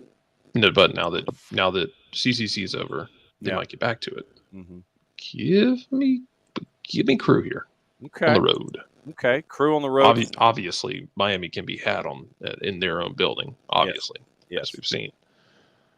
And so we will go there. Emilio, what's wrong with Orlando? A lot. Yes, a lot. Orlando actually doesn't spend as much money as I think people expect them to spend. And as good as they were last year, a lot of it was short-term guys, and they lost those guys, and they did not replenish with bargain basement deals the same effective way as Orlando's got problems. They're just they're not awful. Yeah, but they're not great. No. So they're just kind of there. Last week, Messi, Suarez, Rojas on international duty. Sorry, my teams went off and Alex is triggered. Yes, of course. Redondo Gomez recovering from injuries. Avalos and Ruiz red carded in the 11-9 win over Philadelphia. And speaking of people who are in hell right now, yes, someone get a welfare check on Rich. Yes, exactly. Oh, buddy. Yeah, squad additions. Aziel Jackson was brought in from all caps for $650,000 max in Garber bucks, and Dylan Shambo is coming from Ligue 1. So those are the additions coming in for Crew, and we will see how it takes for them to integrate. North of the border, Toronto FC hosting Nashville tonight. Toronto, John Herdman decided to say in his last press conference that was the worst display by any of his teams in the 30 years of coaching in the loss to Chicago. So he ain't happy about it. And they get to host Nashville SC. Once again, a plus 117, draws a plus 241. Nashville SC on the road is a plus 236. And they are looking, this was last week, and our buddy Lucas Panzica is keeping an eye on all of this. For Nashville, it looks like BJ Callahan is in the crosshairs to possibly take the gig in Nashville. He's on the short list, by the way. So we'll keep an eye on that with Toronto and Nashville. Toronto once again favored at a plus 117. Cincy and Philly, that one is that one is there as well. And Emilio, I think that Pareja might be a part of the hot seat discussion. It might be. So we'll see. We'll see what happens there. With Cincy and Philly, that one is the matchup that's on FS1. It's on the free side of Apple TV. 4-2 win over San Jose. Yuya Kubo had one of the faster hat tricks in history of Major League Soccer coming off the bench. Lucho Acosta had 3 assists. Philly have just 1 win in their last 11. 1 win, 5 losses, 3 draws at Subaru Park this year. Kai Wagner wanted squad reinforcements. Jim Curtin confirmed that Julian Carranza is heading to Feyenoord. So you've got all of that going on in addition to who's there and who ain't. And it ends up right now being a rough road for Philadelphia as they head to Cincinnati, who's a minus 137. Union are a plus 346, and your draw is a plus 300. I think at some point with these 8:30 kicks, you're going to end up with an octobucks, and I'm going to have to take a picture. 8:30 kicks. Austin is at Q2 hosting LAFC. Austin is a plus 241. Draws a plus 284. LAFC is even money plus 100. FC Dallas hosting Minnesota United. FC Dallas is favored at a plus 108 at home. They draw is a plus 261. Minnesota United is a plus 239. Tomorrow morning, also in addition to what's going on with our guests with Nino Torres at 10, Nico Moreno at 10:30, we may have a special guest crashing the party in the 9:30 half hour. So runway's getting full of planes, and that's a good thing as we get you ready for Copa. Houston is hosting Seattle at Hell in a Shell at a plus 112. Draws a plus 248. Seattle is a plus 240 going on the road. Sporting at home hosting RSL. Juice Boxers have kind of thrown a blanket over both sides. They're within the margin of error. Sporting in the composite is a plus 160. Draw is a plus 258. And RSL to win is a slight favorite at Sporting at a plus 156. Also at 8:30 at all caps, it is St. Louis City SC at City Park hosting Colorado Rapids. They are favored on the minus side at a minus 103. Draws a plus 301. Colorado is a plus 239 on the road. Late nights, it is LAG hosting NYCFC. LAG is a minus 106. Keep an eye on roster rotation and see what Greg Vanney wants to do, or if he just is going to load it up with Puig, Peck, Paintsel, and the Bishop, Dejan Joveljic. Galaxy's a minus 106. Your draws a plus 311. NYC is also a plus 239. San Jose and Portland is the latest of the late, and that is alphabetically latest of the late. So San Jose is favored at a plus 102. Draws a plus 301. Portland is at a plus 219. And going over some of the other facts and figures that are attached to the matchups in some of the ones to keep an eye on, Austin and LAFC. LAFC won 6 straight, 8 of their last 11 in Major League Soccer. Denny Bouanga with 12-6, chasing after Golden Boot. Timothy Tillman back from U.S. men's national team duty. And then you have Hugo Lloris, who's doing fairly well between the sticks. And you're also getting the most handsome man in Major League Soccer, soon to be, Olivier Giroud dropping after the Euros. Austin, they've lost 3 in a row, outscored 9-1. Reinforcements coming for Josh Wolf in the form of new DP winger Osman Bukhari, Danish defender Mikkel Dessler. But they're going to have to wait until July 18. So they're going to have to wait a month to get help on the wings and help at the back. So Austin might be in the world of Palace intrigue as we go. But getting into the standings, once again, standings coming into tonight. Miami, 2 points ahead of Cincinnati, 38 points to 36. That's the top of the East. Miami has played 19 matches. So they're at the 19 mark. Cincinnati's played 17, 2 matches in hand, behind by 2 points. Red Bulls are third at 30 points. NYCFC, that has caught fire, and we caught up with Dylan Butler last week to find out why in the wide world of sports this is happening. They are 6-3-1 at home and at 500 on the road. 29 points at 9-6-2 after that horrendous start. They are fourth. Charlotte is fifth, 28 points, 2-5-1 on the road, 6-1-3 at home. Columbus is sixth, but they have as much as 4 matches in hand on folks above them. They've only played 15 matches. 27 points, 15 matches played. So they have some room that they can wiggle with here. They have basically 2 or 3 matches in hand on the teams below them.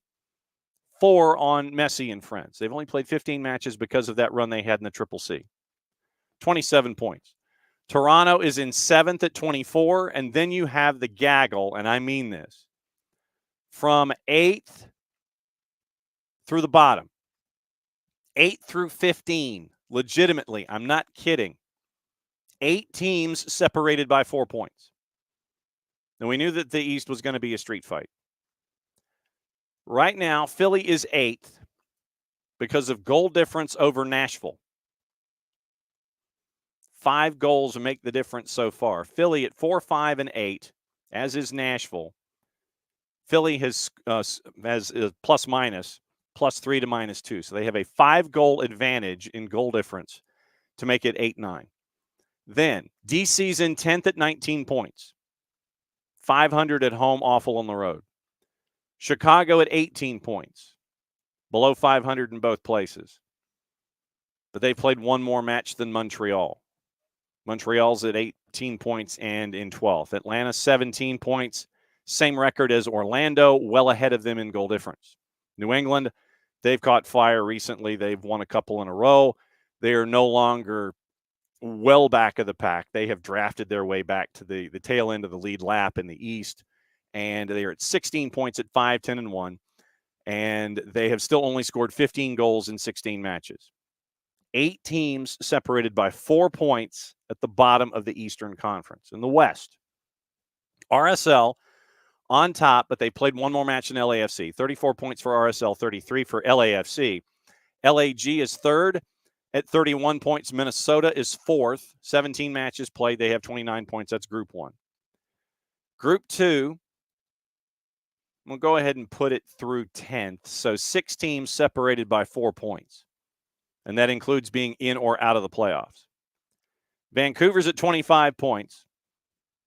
Same number of wins, 1 less match played on Colorado, ahead on goal difference. Houston is in 7th at 23 points in 17 matches. Austin is in 8th. They played one more match than Houston, behind on goal difference, behind on points per match average. Seattle is currently 9th. Same record as Portland, ahead by 1 goal in goal difference, +1 to 2-0. Seattle is in the playoffs. Portland is out. St. Louis, 18 points on the year. They've once again, I think, been found out, and they've had some key injuries at important positions for them in their system with Bradley Cornell. 3, 5, and 9. St. Louis at 18 points in 17 matches. They're in 11th, 1 point ahead of FCD. FCD has not won on the road. Neither has St. Louis, by the way, this season. Kansas City at 3, 10, and 5. 14 points, 18 matches. And they've given up 36 goals this season. That is not the worst defense in Major League Soccer. And that goes to San Jose. 2, 5, and 1 at home, 1, 7, and 1 on the road. San Jose's got 11 points. They're 3, 12, and 2. And they are at the bottom of the West. And Croatia has scored in the 75th minute, and they are tied at 1 with 15 minutes to go. Can Albania hang on and get a point and really cause trouble by the time that they get to match day last? So 15 minutes to go. Croatia and Albania are tied at 1s. Did you see this in Charlotte? Did you see this? Did you see this? We know that Greg Tepper wants some fixes to Bank of America Stadium in beautiful downtown Charlotte, to the tune of $650 million, without a roof.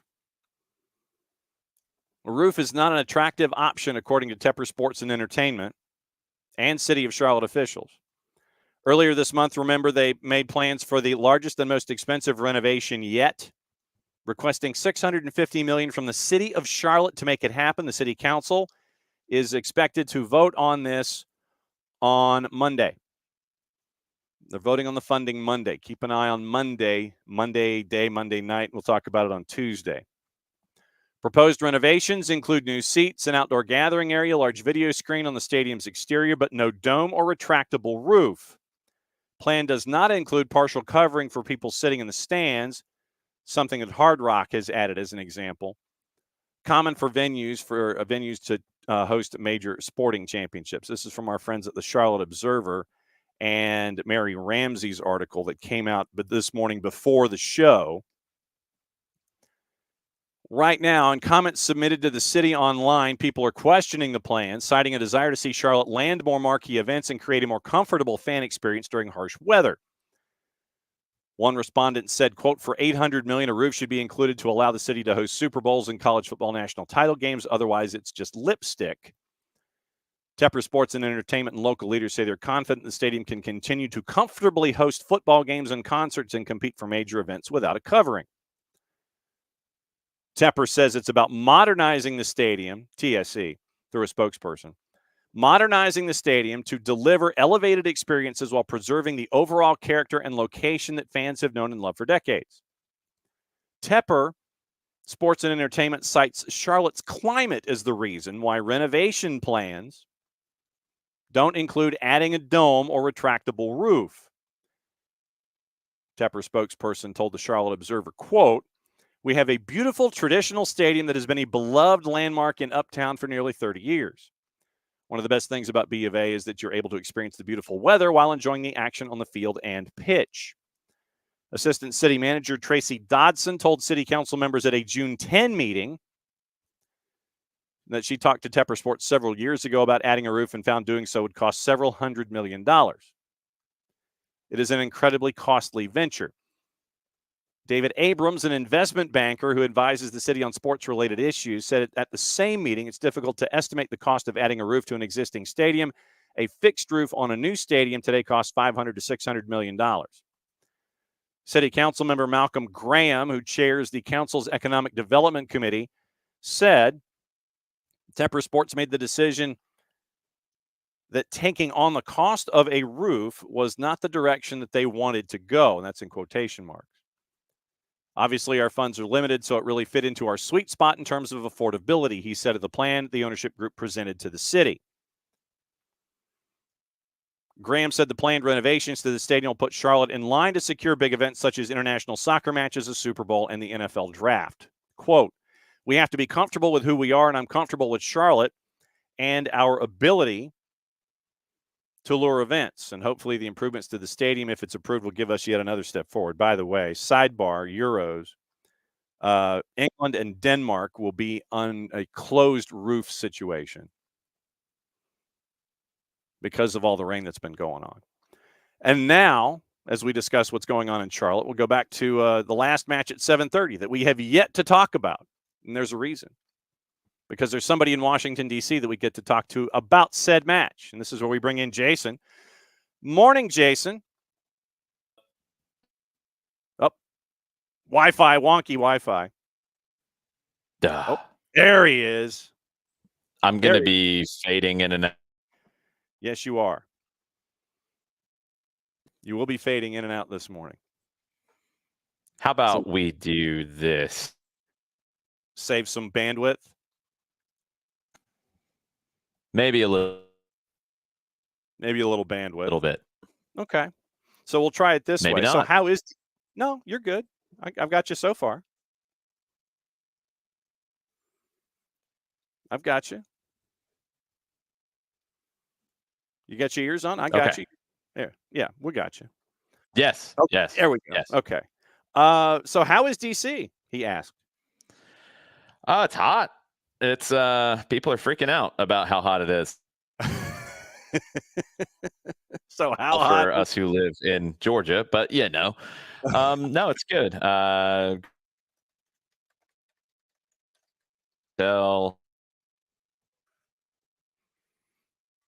Go back and check it out. Everything on Off the Woodwork from 92.9 The Game. Had a long America. Stephen Caldwell of TSN. We talked Scotland. We talked Atlanta United's new assistant coach. So lots of stuff has been going on, and we get ready for the game. And the news that came out this morning 10 o'clock, was that Matt Edwards and Matias Gajardo were signed to short-term deals to help out with the roster and filling it out for this particular match with DC. And we've mentioned that it is going to be one of those get to know your twos and get to know them intimately in this situation. But when I mentioned Gajardo and Matt Edwards to you, what do they bring to the table?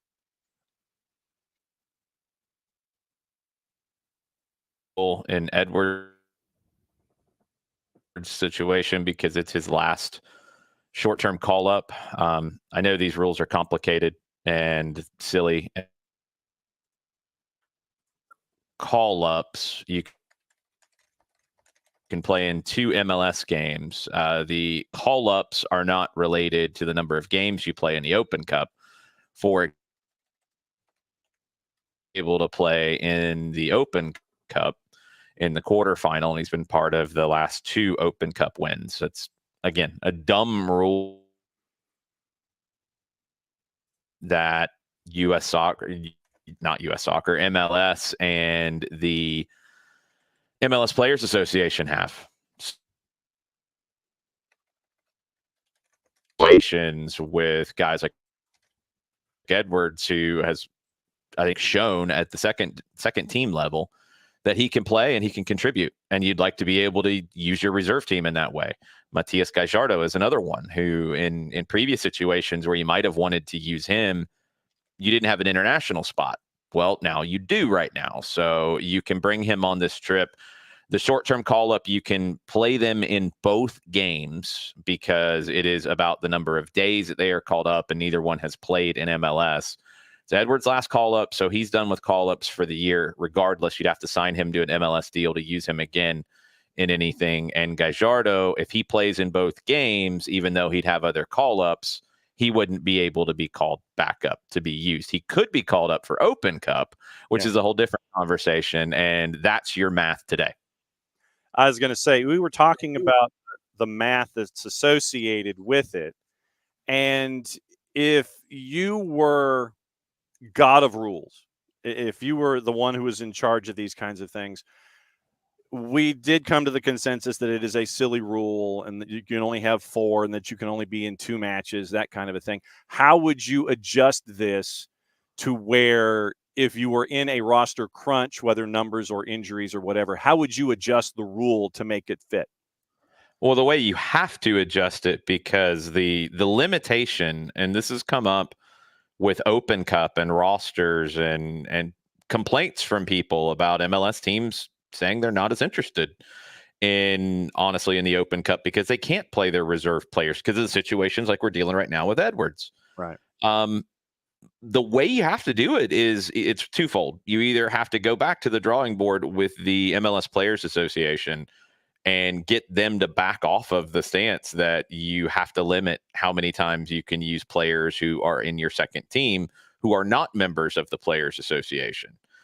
They're taking spots of members of the Players Association. That's the debate.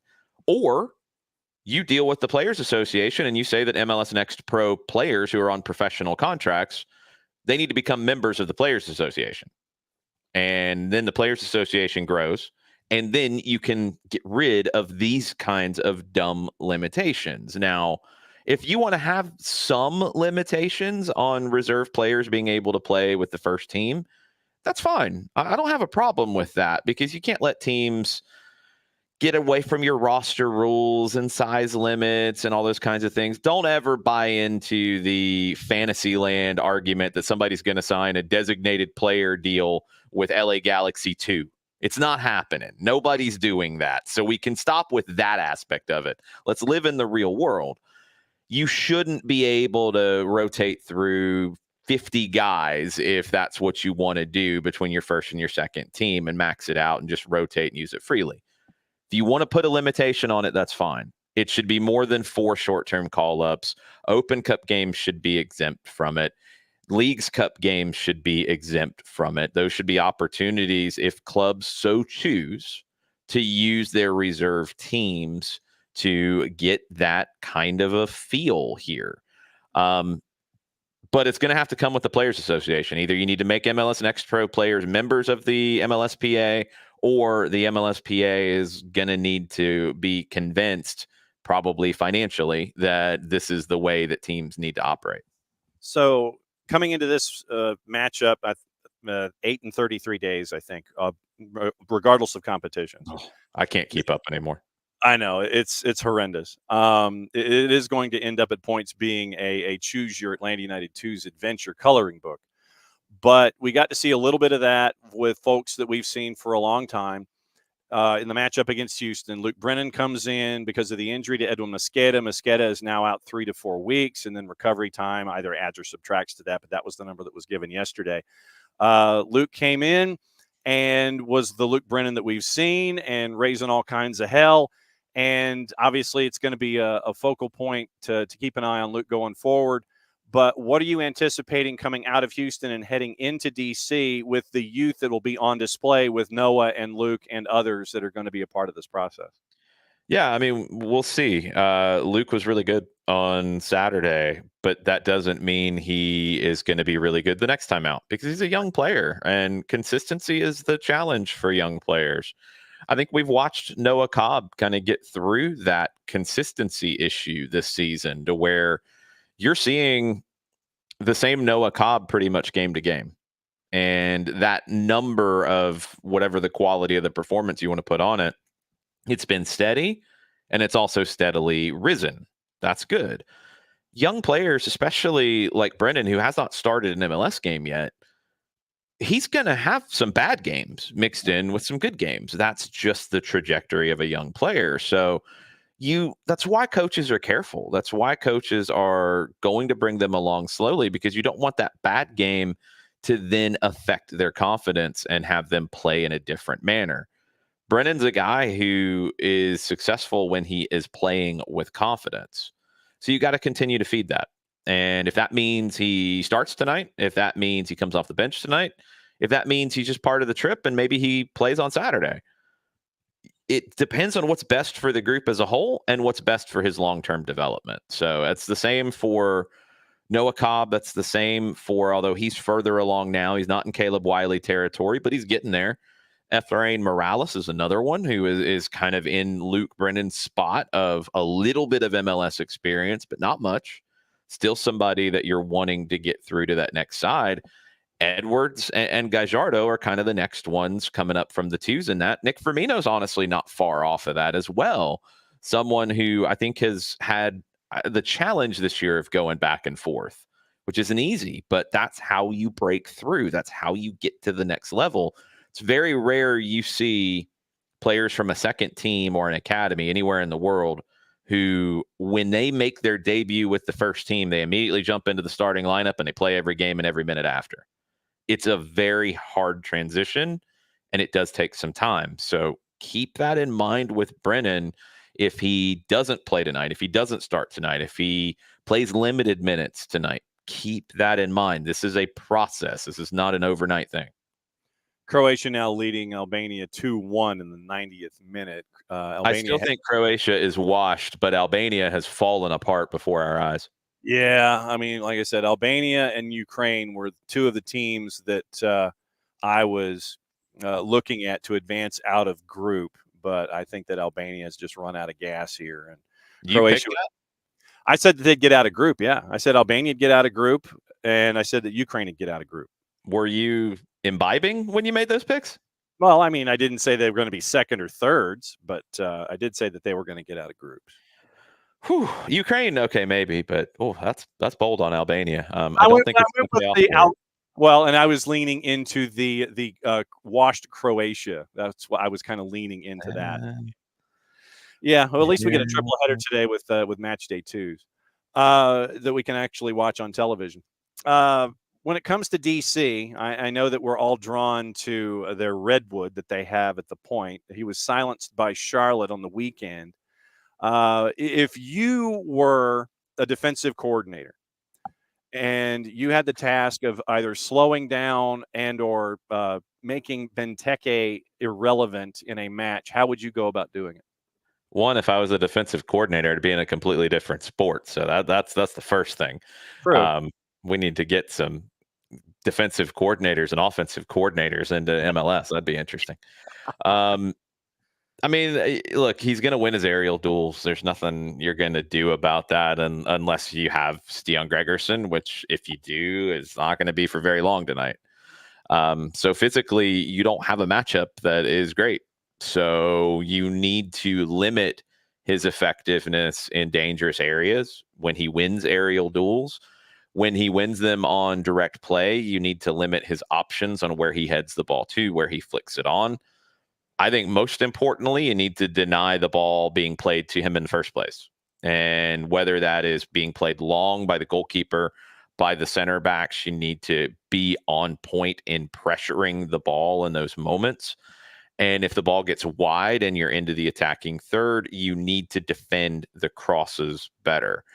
And look, that's a gamble that against somebody like Benteke, I think you have to take more of.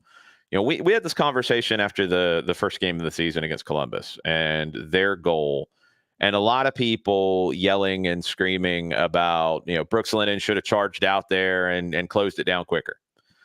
Well, if he does, then there's more passes through and it's easier to pick out a pass. So the gamble is you like to stay compact and you like to be patient defensively in your defensive third.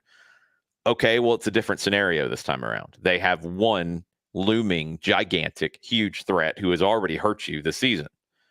So it's worth, in this case, being a little more risky in terms of jumping out to press crossing opportunities, trying to take that away. If that means the fullback or the midfielder cuts around that fullback and hopefully doesn't put in a cross right then, but tries to drive in, okay, I'll take my gamble there. I'll rather have Stroud or Herrera or someone else trying to put the ball in the back of the net than being able to pick out Christian Benteke with a header. So you have to maybe approach that aspect a little bit differently here.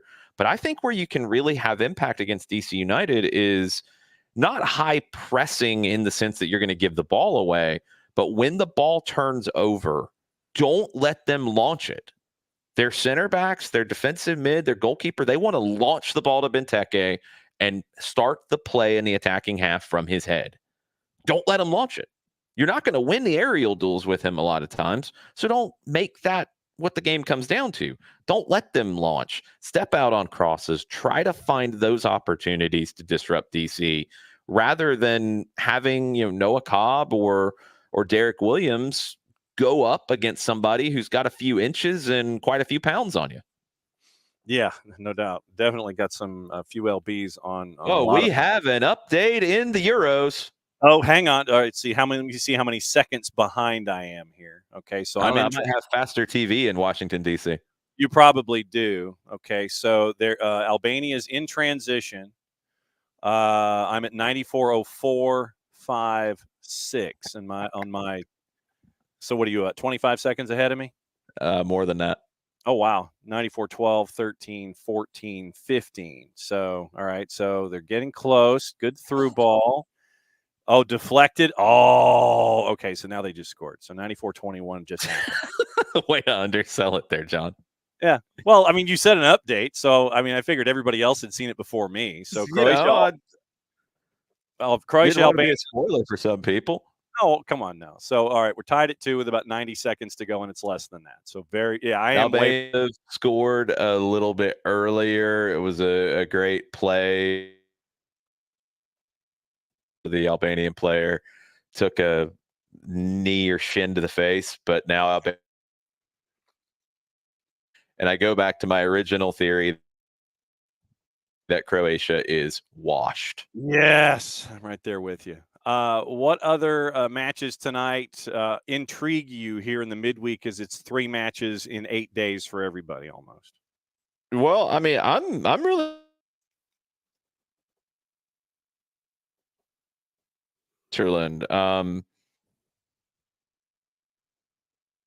for this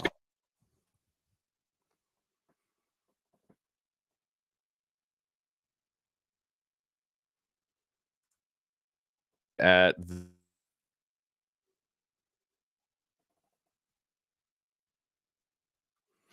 Yeah, Jason's, as you can tell, Jason's Wi-Fi is moody at best in Washington, D.C., and so trying to lay out and see when he can drift Yeah, back. my Wi-Fi doesn't like.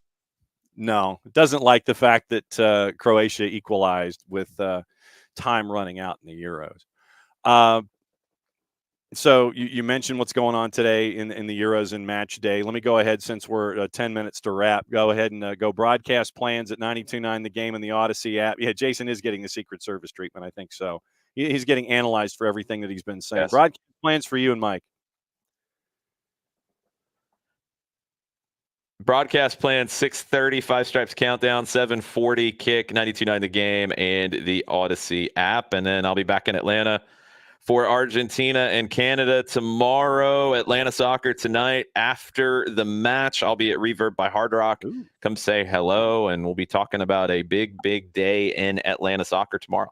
And then you've got Decatur FC on Friday, flying out first thing Decatur Saturday. FC Friday, flying to St. Louis on Saturday morning. Then another AST live show Sunday night at O'Sullivan's in downtown Decatur. Decatur FC watch party, U.S. men's national team watch party. And AST will be live on 92.9 The Game and the Odyssey app from 9 to 11 Sunday night. Yes, so it's it'll officially be the summer of soccer at that point. Enjoy DC, my friend, and get yourself some good sidewalk hot dogs on your way to Audi Field, and we will catch up with you Friday. You figure? Yes, possibly, maybe. Who knows? If I'm alive. Exactly. So if he's alive, we'll see you Friday. Be good, my friend. Have a great call.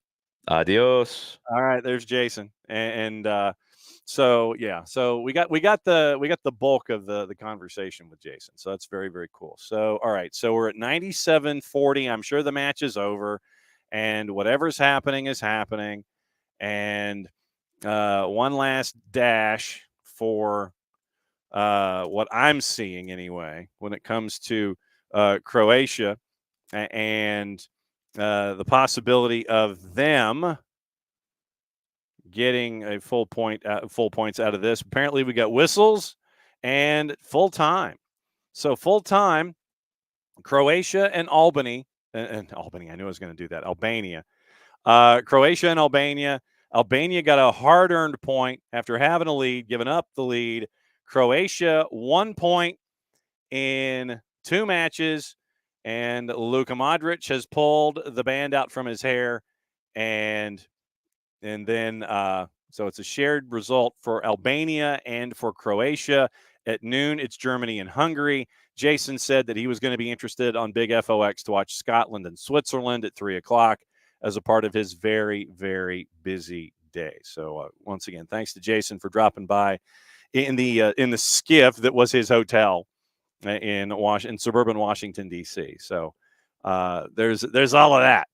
But yeah, the stuff in Charlotte right now, you've got to keep an eye on it all. Beyonce concert, Copa Americas this summer, never hosted a Super Bowl or a college football playoff. Last men's Final Four was in 94 at the Charlotte Coliseum. And so that means that you're probably not going to get a Final Four because they've all been in NFL stadia with roofs. Trend's going to continue till at least 2030. 2 of the 3 next Super Bowl sites have a dome or retractable roof. 15 of the last 24 have occurred in domes or stadia with retractable roofs. Same for the CFP. Asked whether not having a roof or having a covering hurts Charlotte when bidding for events. Charlotte Regional Visitors Authority said it's not commenting on specific aspects, but fully supports the proposal. So what you could be seeing if this vote does not happen on Monday, the way that David Tepper and Tepper Sports and Entertainment likes, keep an eye on things. Keep an eye on things there just to see what the response is. He angered folks in Rock Hill, South Carolina, because he tried to build a training facility, then stopped. Now he wants $650 million in public funding to spruce up B of A, but not put a roof on it. And he wants that from the city. And you've got 2 tenants inside B of A. So what happens on Monday if things go wrong? That's the big question. Atlanta United, by the way, a plus 236 on the road. DC United, a minus 103. Your draw is a plus 301 Alec Can has signed a contract extension through the end of the 25 season with FC Cincinnati. So news for the Lakeside High grad this morning. And also, let me see what other news is there and available before we get into the rumor mill and all of the other things that are attached. We mentioned the signings this morning, and I wanted to get into that specifically with Jason. And Lester's now in talks with Steve Cooper because apparently Graham Potter and his discussions have stalled, becoming the new Leicester manager. And so required reading today is from our buddy Joshua Clokey at the New York Times / The Athletic about Canada. Headline ahead of Copa America, Canada's vibes and brotherhood are dead. Like I said, we'll get into this more tomorrow. Jesse Marsh wants the Canadian men's national team to be nastier, harder, and maybe even less Canadian. So we'll see what happens there, and we'll go through the Joshua Clokey article tomorrow. Also on the board tomorrow, like I said, it's going to be a very, very busy day when it comes to guests. Nino Torres from Gold TV joining us at 10, and Nico Moreno joining us at 10:35, last half hour of the show. Probably going to be tracking somebody down in the 9:30. One of our golden ticket holders might be crashing the party in the 9:30 half hour before this individual has to go back into production meetings. So it'll be good to have this particular individual, if the meetings can coordinate, or even if we can get him in for a splash and dash to talk a little bit about Argentina and Canada and see what's going on there. We'll get you ready for all of the other activity that's going on during the day. We will review what happened yesterday. Tomorrow we'll review what happened tonight in Major League Soccer. Remember, Lee and White, 5:30 to 9. Scott Flood has done yeoman work to make sure that the atmosphere is going to be huge for the Argentina pre-kickoff for the Copa America. So big party at Lee and White. Your presence is requested to be there. It'll be great. And so 5:30 to 9, there's a lot of stuff going on. Legitimately, it is like a documentary premiere and hanging out with fellow Argentine fans and making sure that their experience leading into the matchup with Canada is cool. And there is the possibility of you, I say yes, you, winning a Lionel Messi jersey. And I want to get the particulars of how this in fact could happen. And so let me get the I want to get the particulars here and see what is going on with the Flood Project. And once again, Summer of Soccer, Argentina, Canada is at 8 on Thursday. But, reminder, Copa America Argentina Pep Rally, you win a signed Messi jersey. It is a raffle by and for Passion Soccer. The 2022 World Cup documentary Muchachos will be screened. Native empanadas, ice cream, and tea vendors, games and contests, drums, cheers, songs to celebrate Argentina once again. This is at the Monday Night Garage. Thanks to, obviously, the Flood Project, Wild Heaven Beer in the West End, Monday Night Garage, and the Consul General for the Argentina Consul General here in Atlanta. All of them have gotten together with the Flood Project to put this on. So today, 5:30 to 9 at Lee and White in the West End. Win a signed Messi jersey, raffle by and for Passion Soccer once again.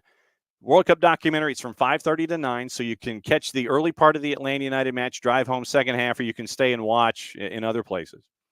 So 2022 World Cup documentary, Muchachos screening, empanadas, ice cream, tea vendors, games and contests, drums, cheering, all you can do to celebrate Argentina. Win the signed Messi jersey. It's a raffle by and for Passion Soccer. Do it. And you can go to the Flood Project. And what you can do, if you can make it, you got to sign up.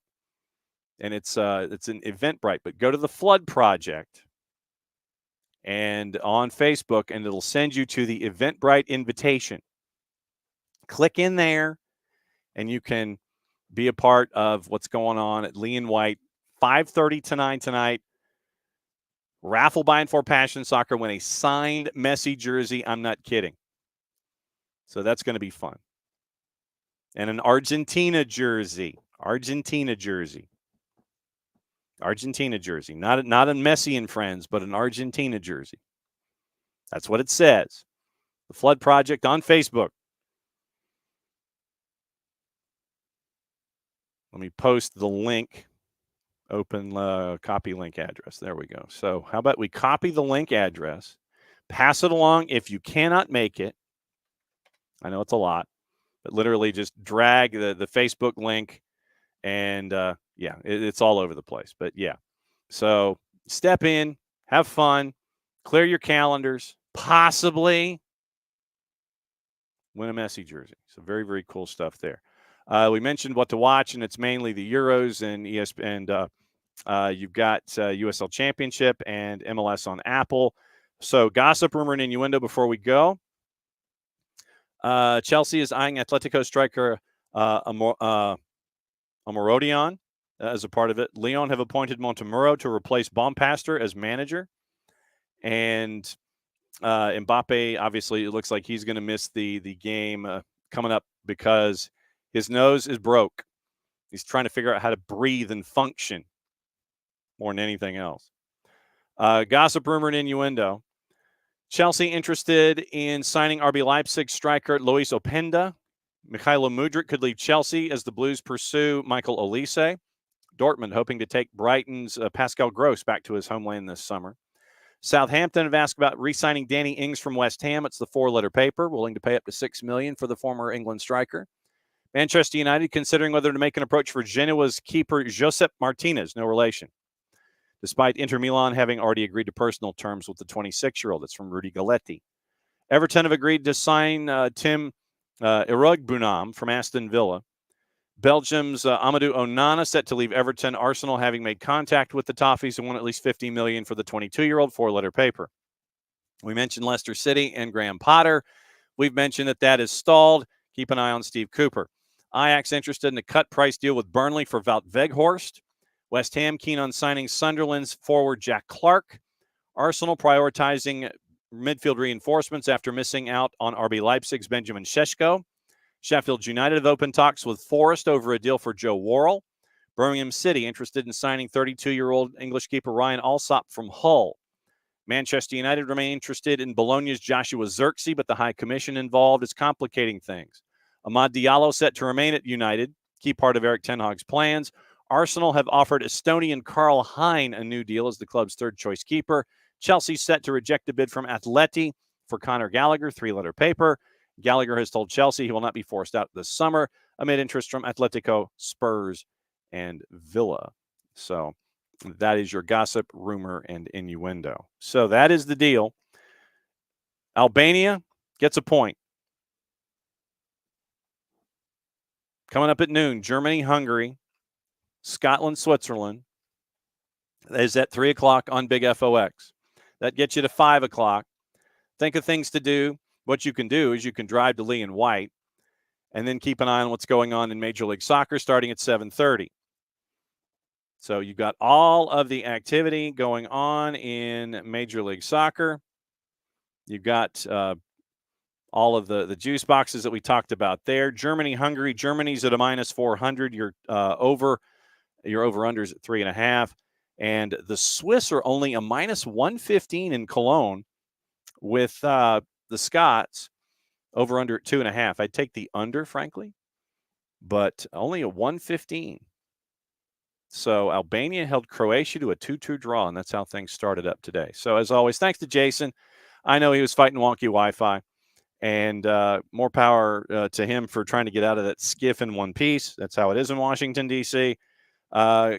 Thanks to Tyler for hanging out with us for the better part of an hour and going through all these things. And we still found out that it's okay. Apparently, the teams in Major League Soccer don't mind losing, specifically in Atlanta.